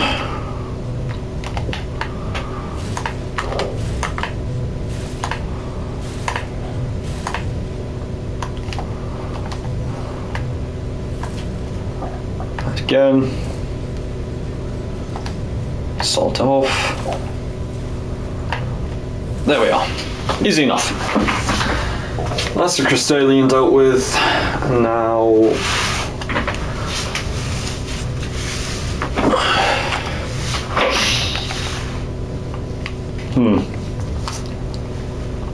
the question now is, can I kill the Magma Wyrm on my way up to the Atlas Plateau, or do I use the lift? If I go through the Magma Wyrm's area, I can level up my weapons a bit more, because I'd be picking up Smithing Stone 4s. But if I use the lift, I'll be able to get there quicker and just buy the equipment for Smithing Stone 4s. So it's a coin flip, really. Magma Wyrm, no, the Magma Wyrm's mine is not a pleasant dungeon to go through. Lots of flying enemies, lots of places to fall off. It's very annoying. So stick with the regular way. Some crafting, inventory. Still only got 10 of the 3s, but that's not a huge problem.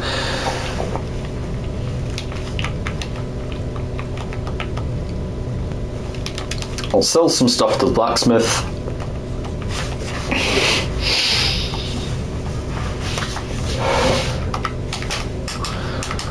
There we are, yep.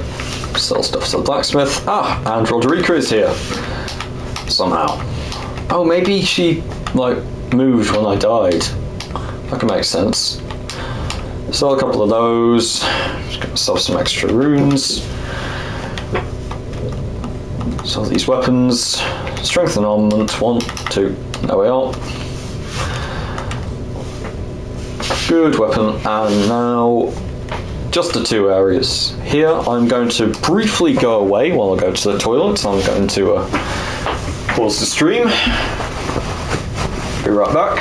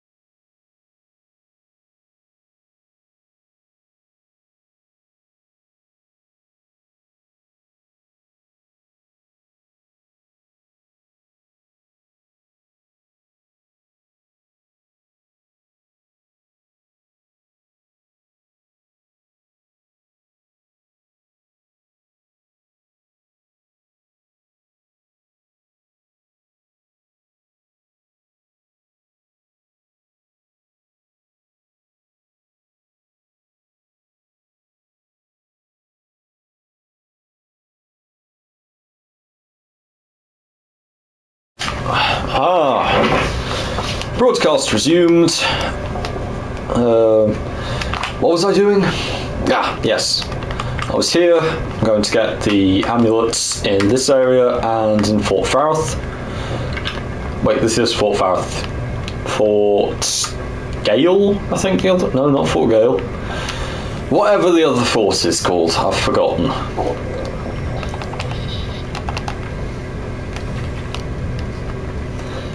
I'll get the lift medallion from here, head up the lift, and get the next bell bearing, which will give me the ability to level up my sword to plus, what is it, 9, 12.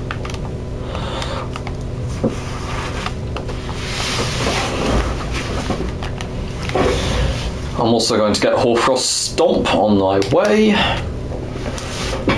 which will give me a Cold Flamberg, which I'll be able to start levelling up once I've gotten the plus 12 Stormblade Sword, whichever the Banished Knight's Greatsword. Why is everything in this game such a mouthful?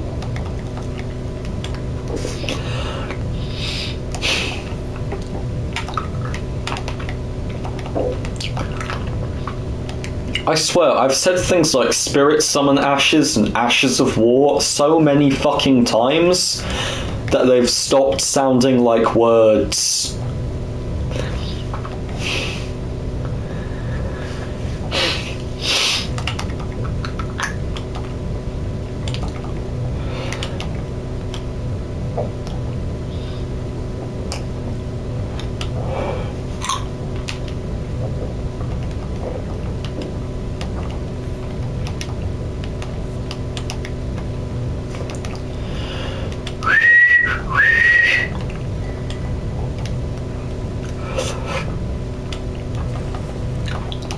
Bollocks, I forgot to talk to Roderica as well, so I need to level up my dog.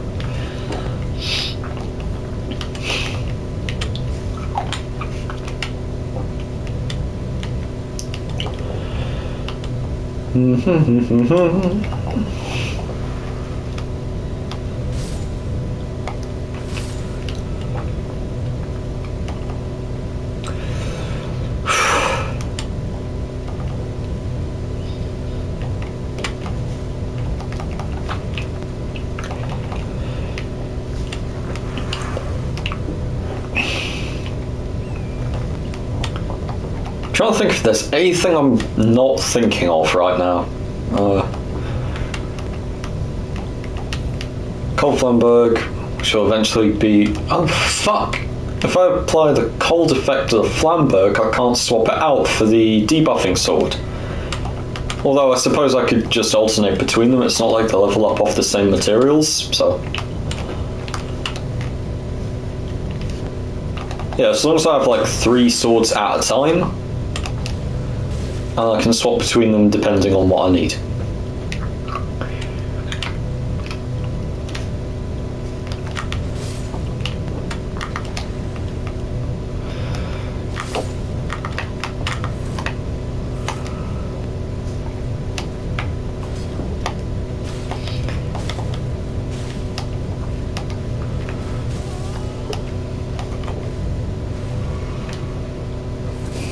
There you go, you're dead. Ash of War, Bloody Slash acquired, and up I go.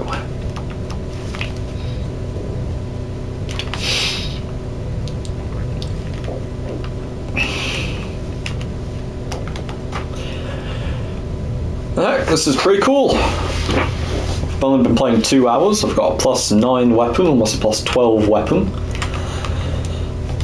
One weapon which supplies multiple stacks of... Well, one weapon which supplies bleed, one weapon which can knock people down. Yeah. This is a nice build. Oi! Sorry about that, my idiot cats were hitting each other.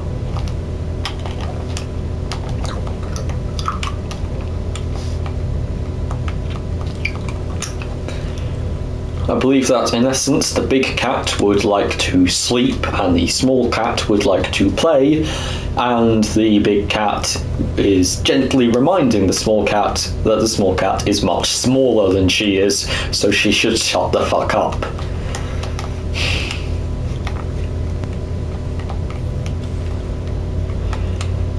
But anyway, still heading north. Oh fuck no, I'm not heading north, am I? Wait, am I? That's a part of it. I should also grab whatever's here. No, I shouldn't. That's a portal.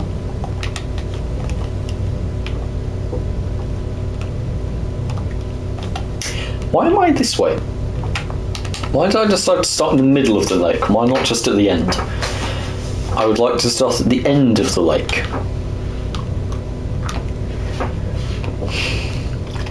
There's the lift, brings me up to where I need to be.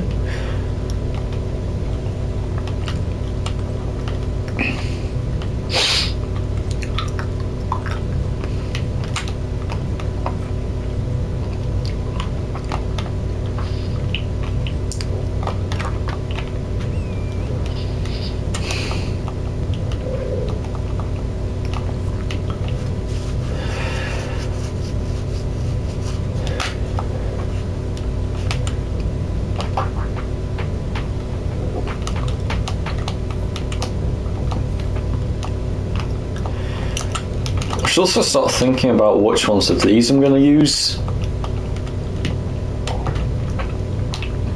Problem being, of course, that so many of them are...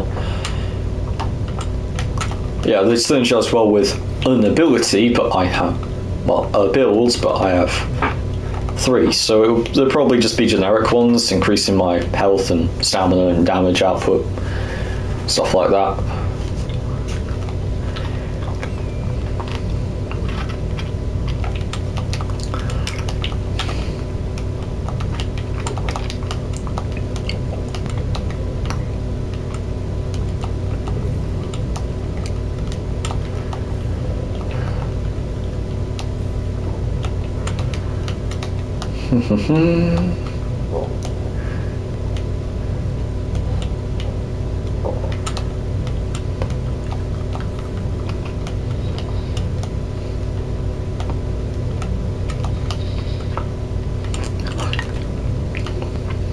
This lookout is doing a truly spectacular job.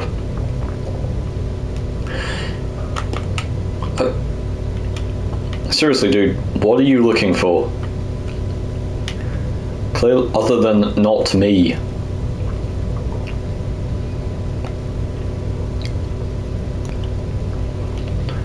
Like, this guy just exists to be stabbed in the back.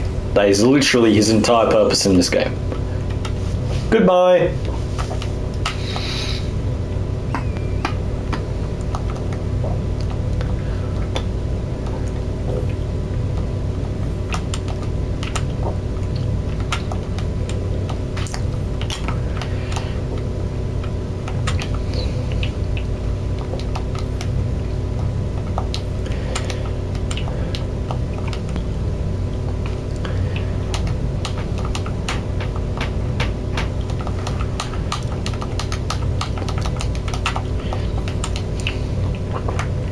Bellum Church.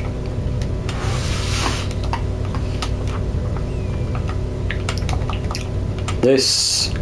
Yep, more healing. More healing is always good. That reminds me, I need to perk up the Sacred Tear down in Limgrave as well. Not Limgrave, the Weeping Peninsula. That's what it's called.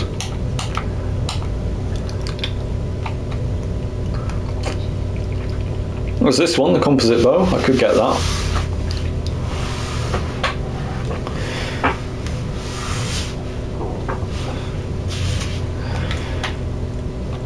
But no, I already have status build up, so we'll have some extra status build up. Oh no, because it would be. I don't know. I'll think about it. Having a bow for extra status build up would be quite nice, especially if I specified that it was a poison one.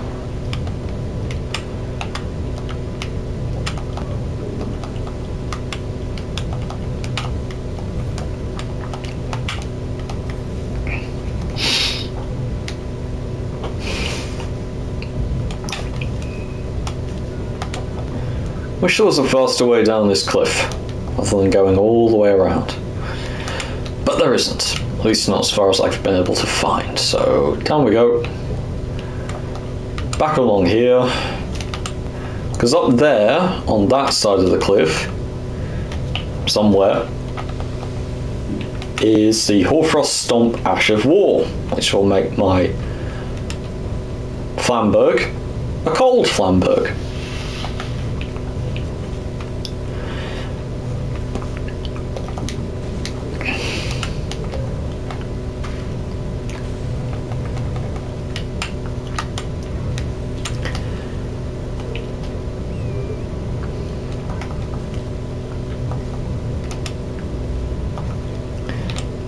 Oh, look, also a quick kukris.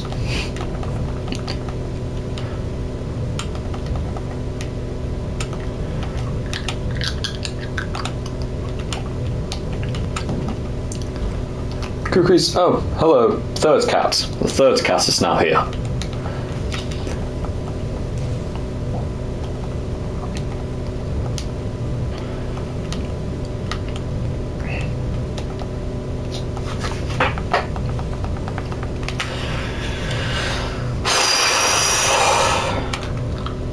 Oh good, wolves!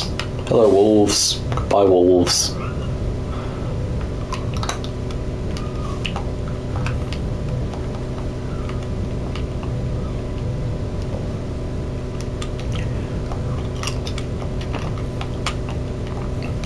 For fuck's sake, why are there so many cliffs in this area? Huge open world! Borderline impossible to traverse. Annoying as fuck. Like, what's the point, really? It's a FromSoft game. Things are meant to try and kill you. Places are meant to be dangerous. This is a big, open, empty space. Nothing's trying to kill me. I'm going to get to this bit, which isn't a big, empty, open space, and something will try to kill me.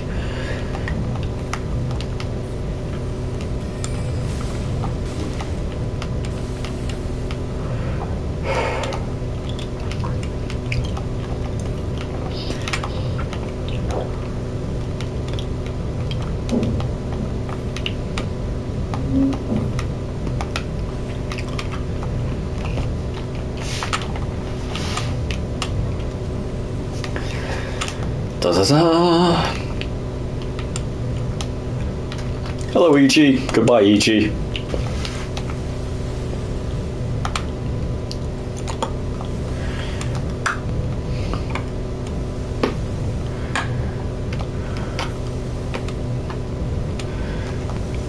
Yeah,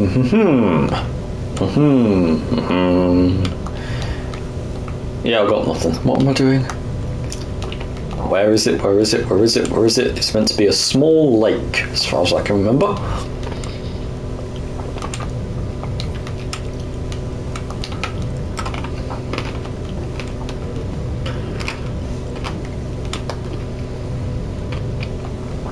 There we are, small lake. With an ash of war on it. How fun.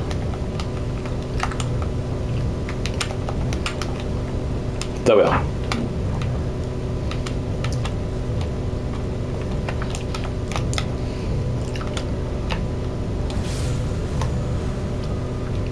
Hoarfrost Stump.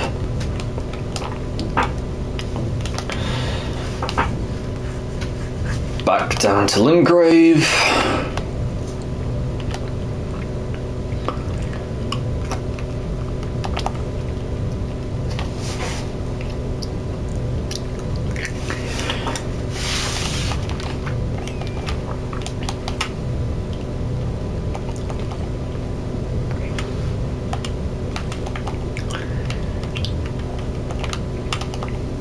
Down to the Weeping Peninsula, get, oh shite. Went the wrong way.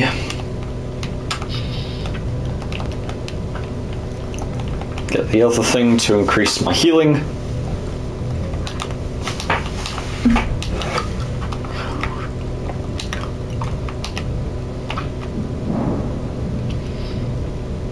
Oh, 50 blood loss build up per hit, 80 frost build up per hit. And a cold affinity. Good. That works.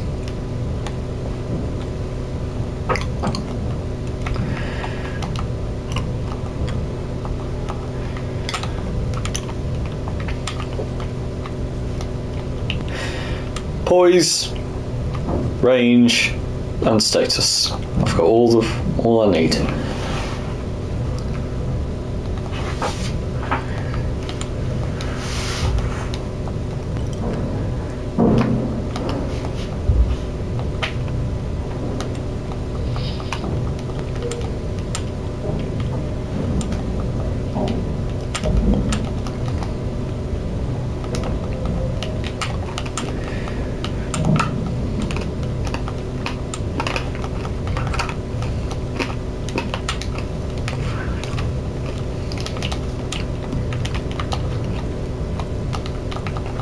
Need some more stamina though.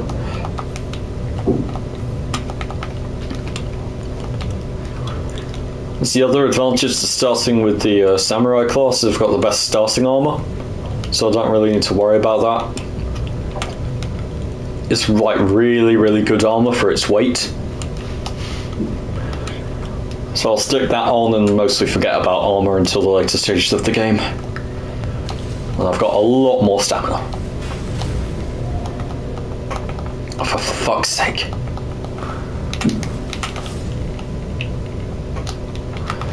Oh, I can summon my dog here. Might as well. Give him a little exercise. Hey, let's try out for Hoarfrost Stomp.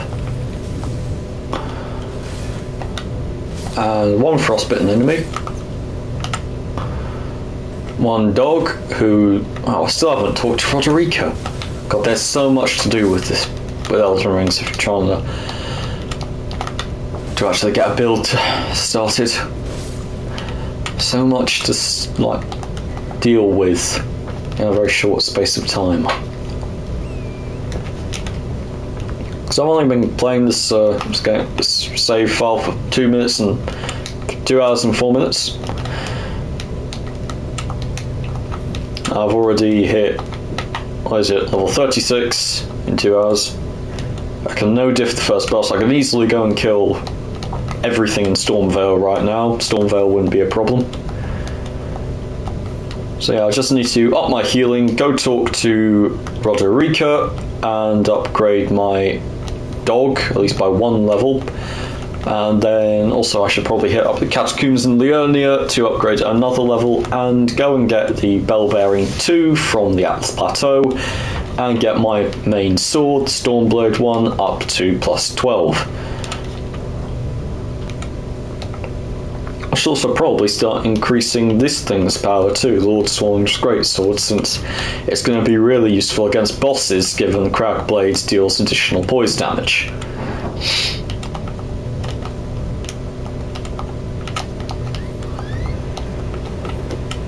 Oh, there's also another thing I want to kill in this area, because it drops two very nice components for the Flask of the Wondrous Physic.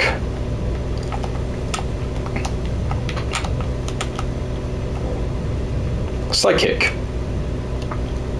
Physic. Flask of the Wondrous Physic.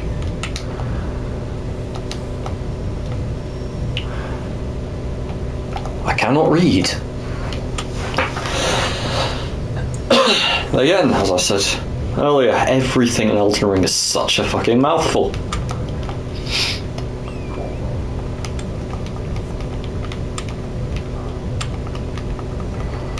Well, 2 sacred tears.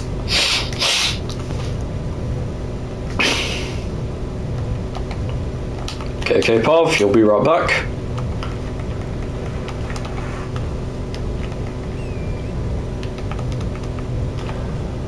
I imagine Shin's gone to play another game of League. Hope he wins.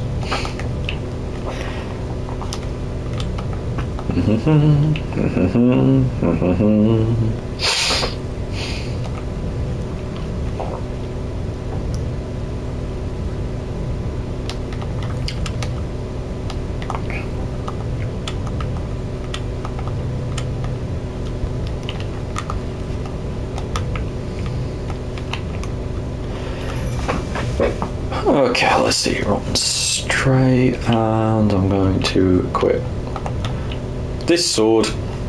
Let's try and frostbite the guy. Oh, for fuck's sake.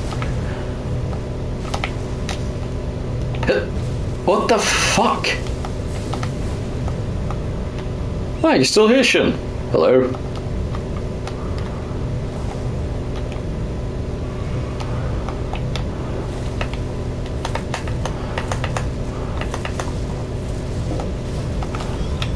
Fuck's sake, why are you here?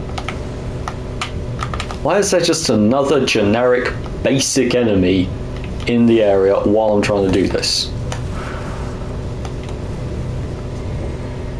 And will you fucking get rotted? There has been a rotting dog attacking you, although half his attacks aren't landing for some inexplicable reason. Oh, you're gonna pull the same bullshit homing attack twice? Sure, why the fuck not?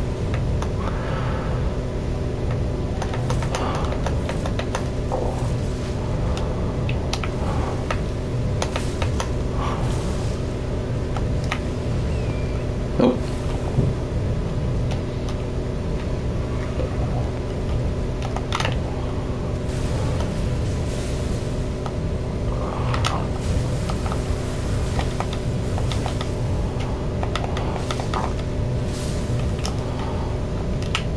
Frostbitten again, hooray!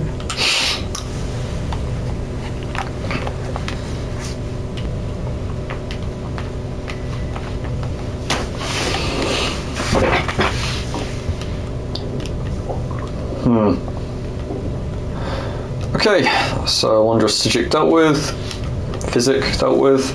Now go talk to Roderika so I can upgrade my dog. Hello. Talking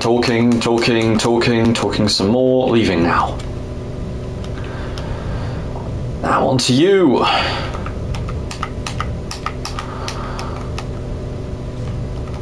Upgrade this by 2 as well. Talk about Roderika. Talking. And I can leave now. I can go talk to her again. Still more talking, and back to the blacksmith one last time.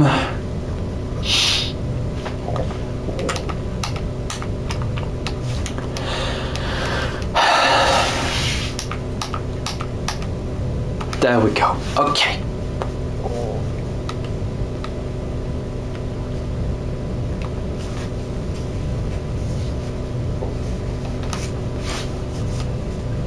Now she's gone back here, and I can level up my dog once.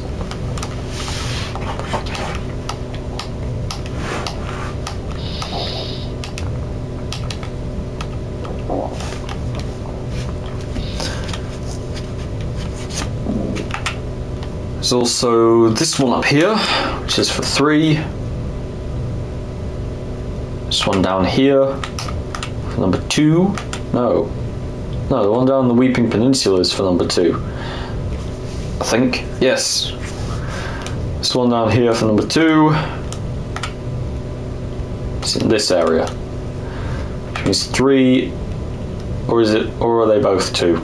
I honestly can't remember. Never mind, the dog is as upgraded as he needs to be for this bit right here. Back to the Bellum Church, up the lift, get the upgrade materials for my swords.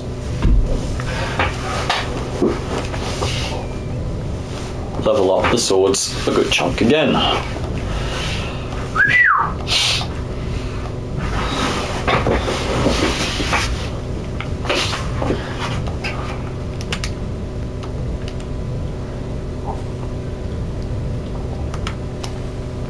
Hey Shin, you're still there? I've got a question for you.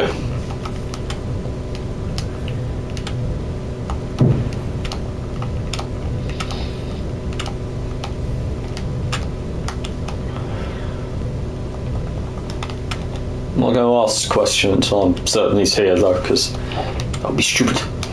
Ah, you're here. Okay, so here's my question.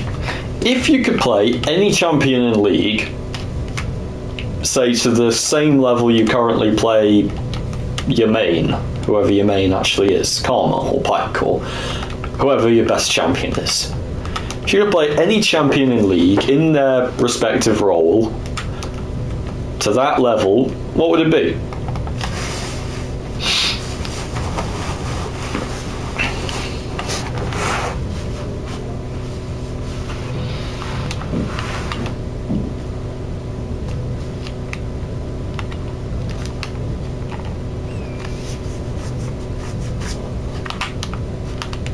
Aphelios. An interesting choice. Me, it would be Thresh. I love Thresh's gameplay. I think it's very, very fun.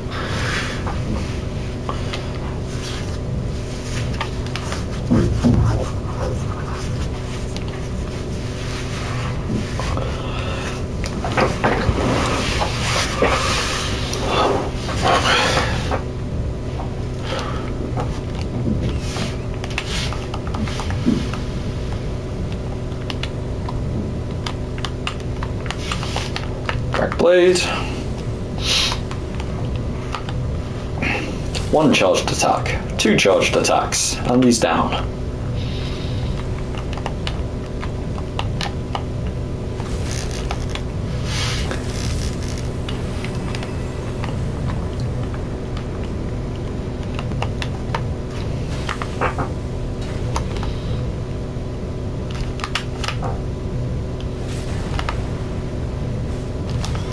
Oh, fuck you, with your bullshit stepping back. Again, another enemy you have to stand under to fight. Elden Ring is such dog shit with its sizings.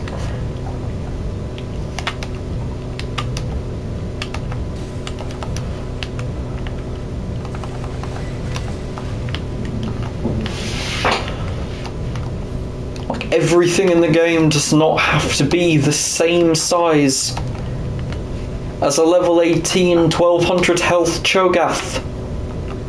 12,000 health Cho'Gath. A 1200 health Cho'Gath would probably be quite small.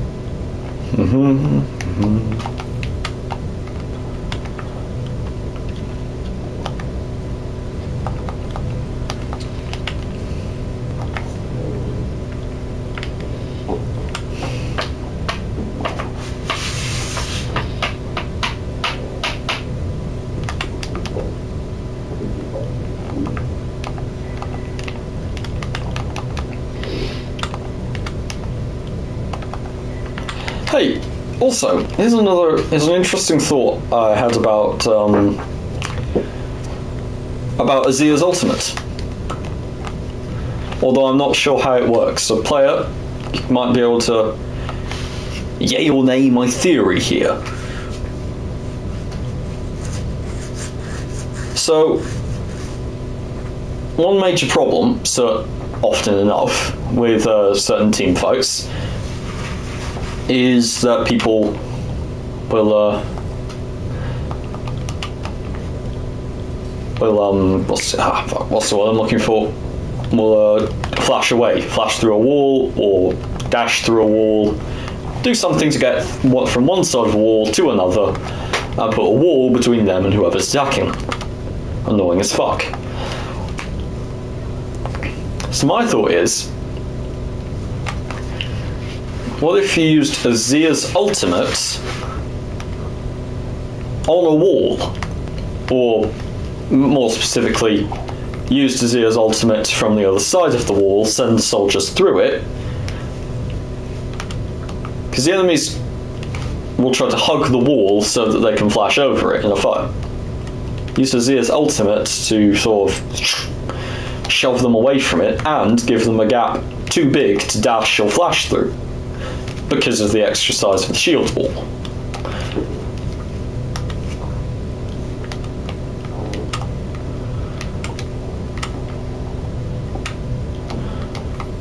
Well, I say that same could probably be used with Anivia's kit, but to a much greater effect, because she's Anivia, not Azir.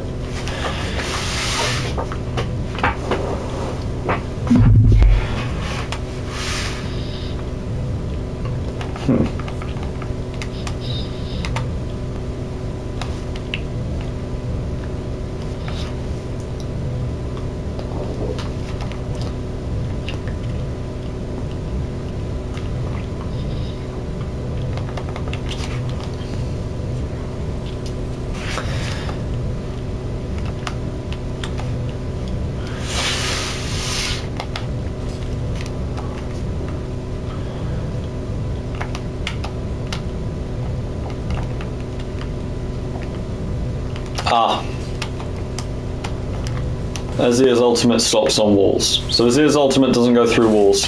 Okay.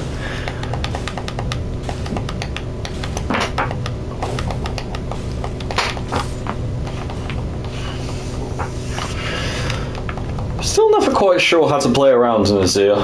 I've played with you so many times as Azir, but I still don't quite know how to really classify the guy. He's a specialist, control mage, and marksman.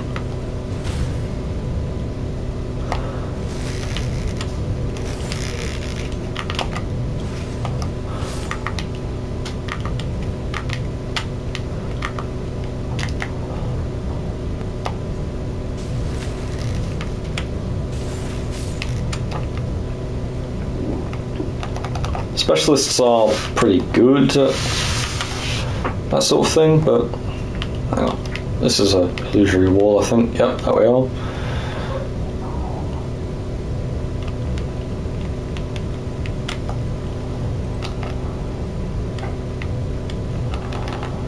Smithing stone 5, hooray! 1. Down we go a bit more. Smithing stone 5s are very useful, so I'm going to get as many of them down here as I can.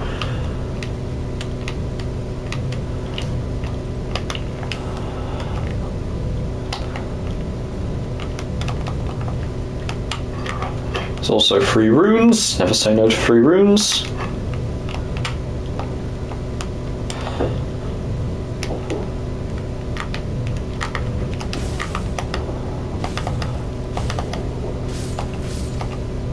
What hit me? Oh, that fucker hit me from behind. Where did he come from? Fucking militiamen. Okay, should I...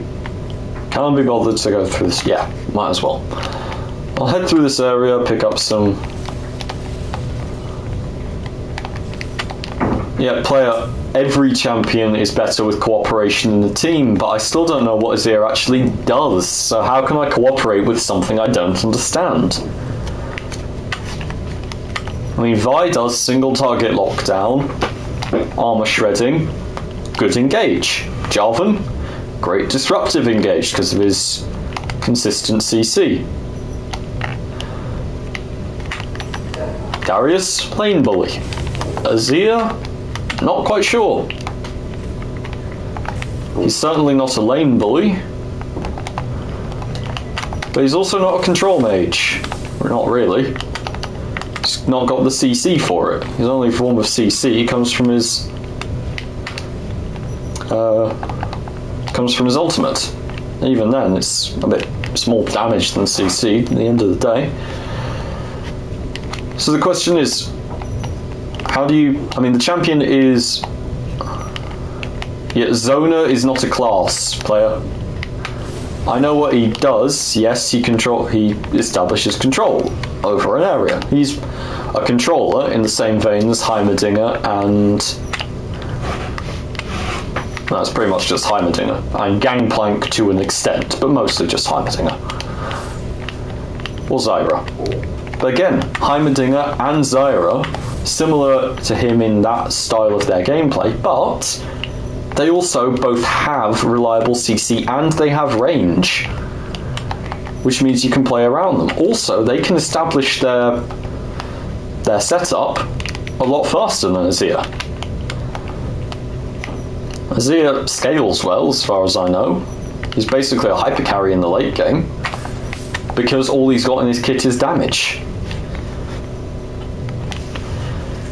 But in the team fight, I mean, what do you want me to do? Do you want me to lock down a single target so that Azir can send all of his clones and just damage them all in one go?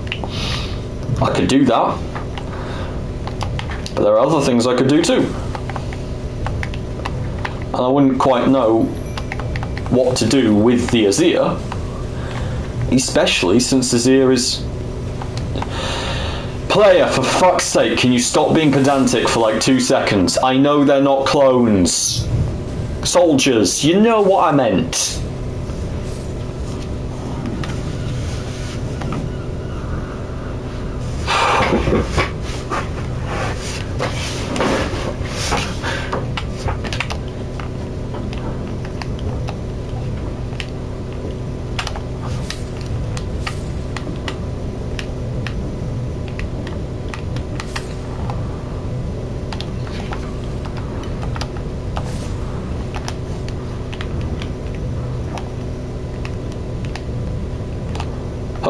Down we go.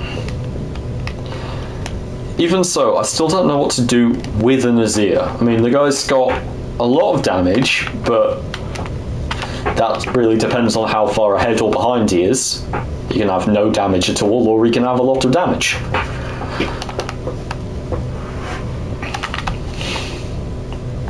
Can also be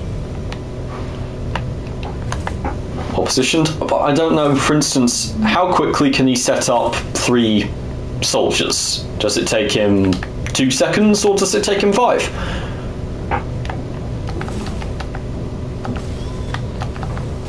One of his abilities spawns a soldier, I know that much. One of them brings a soldier to, dashes a soldier to an area, to a position. Targets, that's what I'm looking for. One of them will dash a soldier to a target, and one of them will dash... Oh, for fuck's sake, this twat with his abilities. And yeah, more fucking meteorites.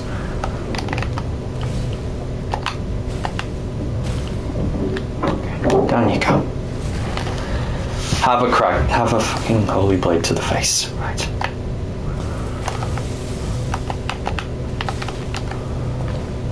All I see is he can summon 2 in less than a. which is wonderful, apart from I don't know less than a what. I imagine the word is second.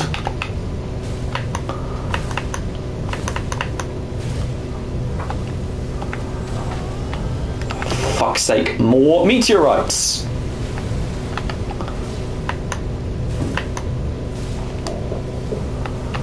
And here we go again. More meteorites. Will you knock it off with this bullshit? It's the same attack 12 times. There you go, you're dead now. Fuck you.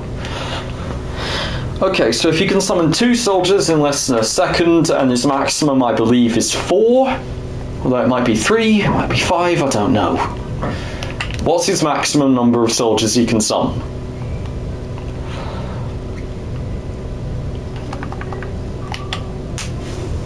Four seconds. Okay, so we can summon 2 soldiers in 4 seconds.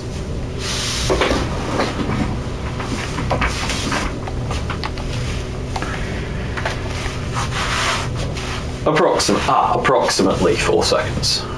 Right. So he doesn't respond well to ganks unless he's got a setup. That's one thing I can work with. And how long do the soldiers last? I don't know that either. For instance, if I see that you've got 3 soldiers on your lane, if I engage and one of them despawns immediately, and then the other despawns halfway through the 5-second gank, I don't quite know what I'm doing. So how long do they last?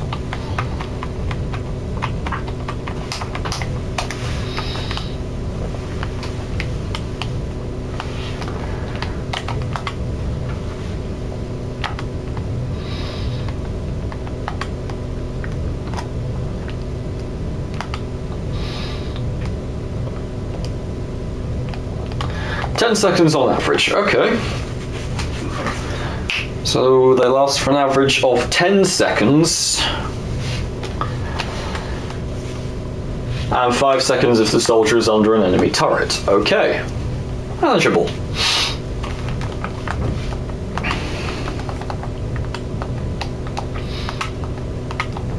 And you can dash soldiers to an enemy, dash Azir to soldiers, and spawn a soldier. That's his kit. And I think the dashing soldiers to Azir or Azir to soldiers, whichever it is, also gives them a shield briefly, or something of the sort. But I might be wrong on that front. Okay, that's a doable thing. Not quite sure. And basically he scales with a lot of damage into the later parts of the game. He applies on hit effects a lot because... Well, does he apply on hit effects? Do his soldiers apply on hit effects? I don't know. They might do, they might not.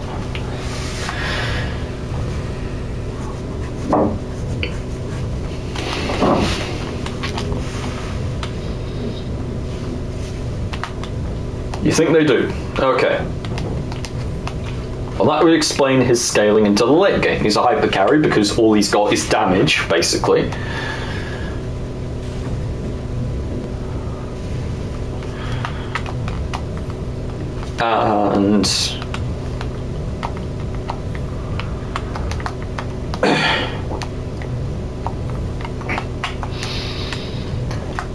And his ultimate, of course,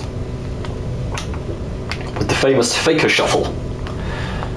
But the Faker Shuffle is kind of one of those things where it's a use of his ultimate, but there are others, right? For instance, I know it does a fuckload of damage, but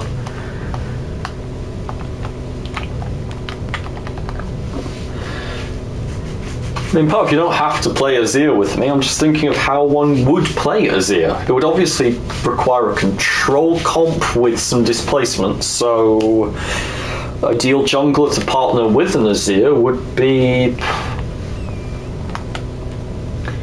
hard CC,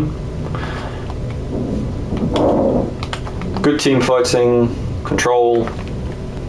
Oh!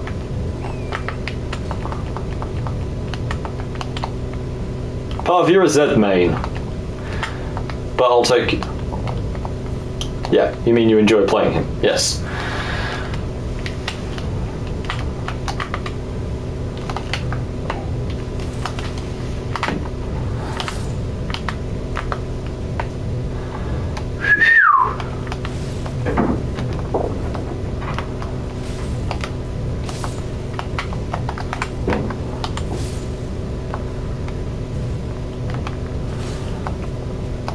You say I have like 146k mastery points, but I don't know on what champion because that's where it cut off. But I'm going to assume it's on Azir, which I'm guessing is more than you have on the other one, on Zed.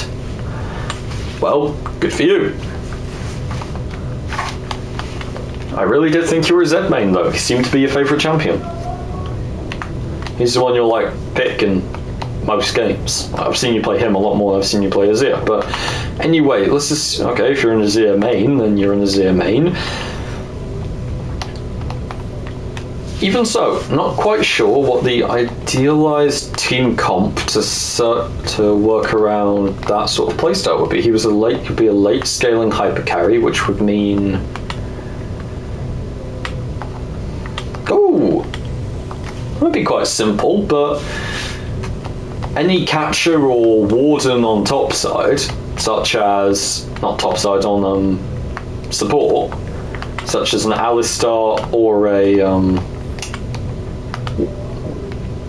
Yeah. If you stuck with an Alistar or a catcher, like a Thresh or a Blitzcrank, on the support role, and a Maokai in the jungle, or a Diana, anyone with a good hard CC ultimate,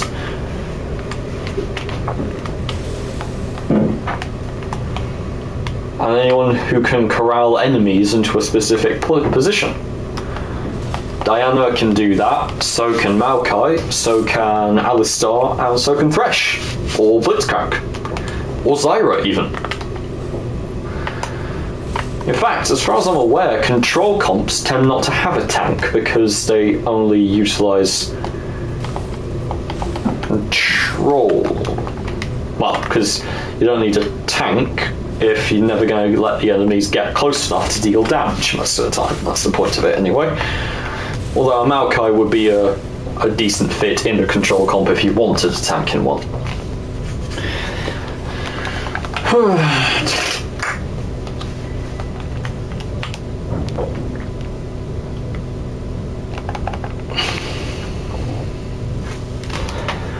I'm bored now. Yes, I have been playing for 2.5 hours.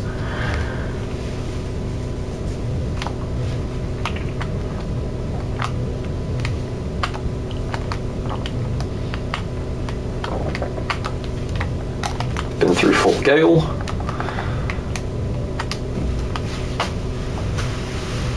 Not quite sure what I was doing in Fort Gale. I just sort of showed up here, but is there anything I wanted here?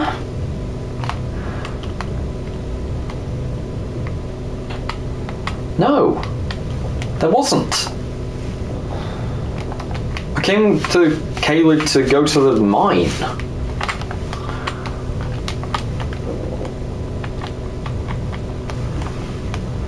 In fact, I still haven't leveled up my sword.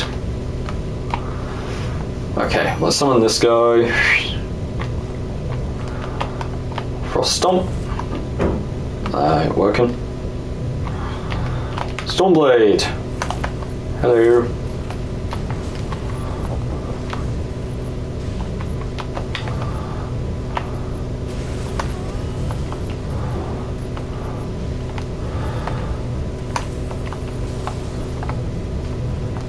Why are you aggroing onto me? I've not been able to hit you.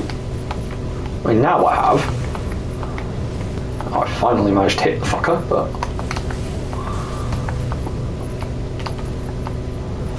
What the...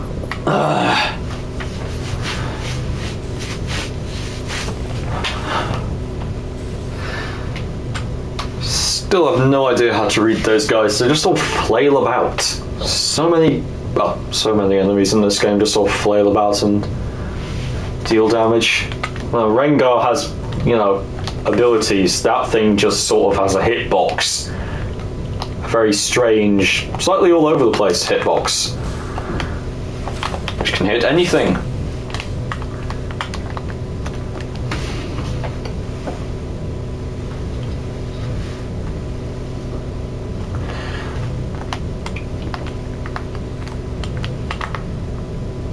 Why have you aggroed onto me? I'm up here. He just dodged an ability that had no chance of hitting you.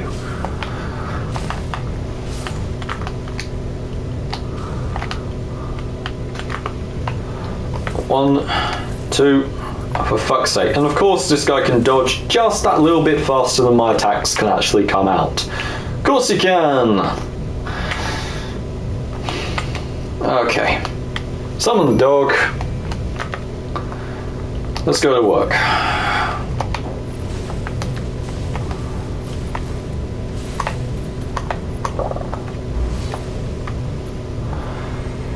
Fighting the camera.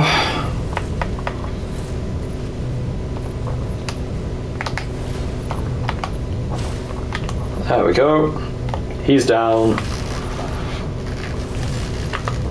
He's taken a lot of damage. And victory is mine. Lion's Claw! Nice! I can equip that instead of Stormblade in the occasion where a ranged attack won't be particularly useful, or instead of Crackblade in the situation where I'll need a lot more poise break in a much quicker champion.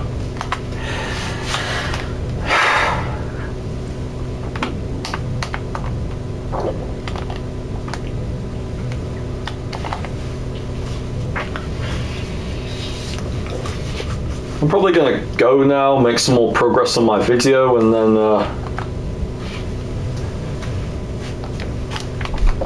actually I'll probably just level up my sword a couple times more just before going.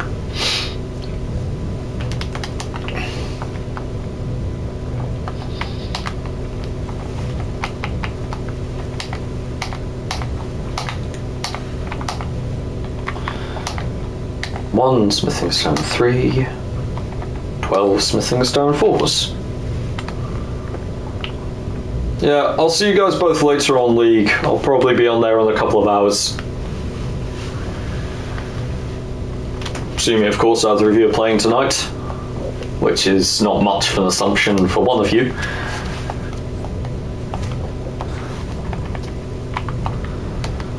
See you guys.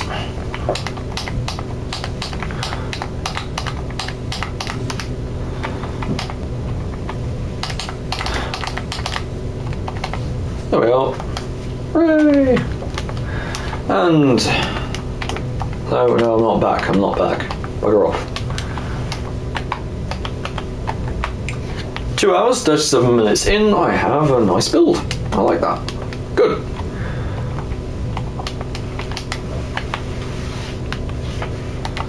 Next time I shall grind and win.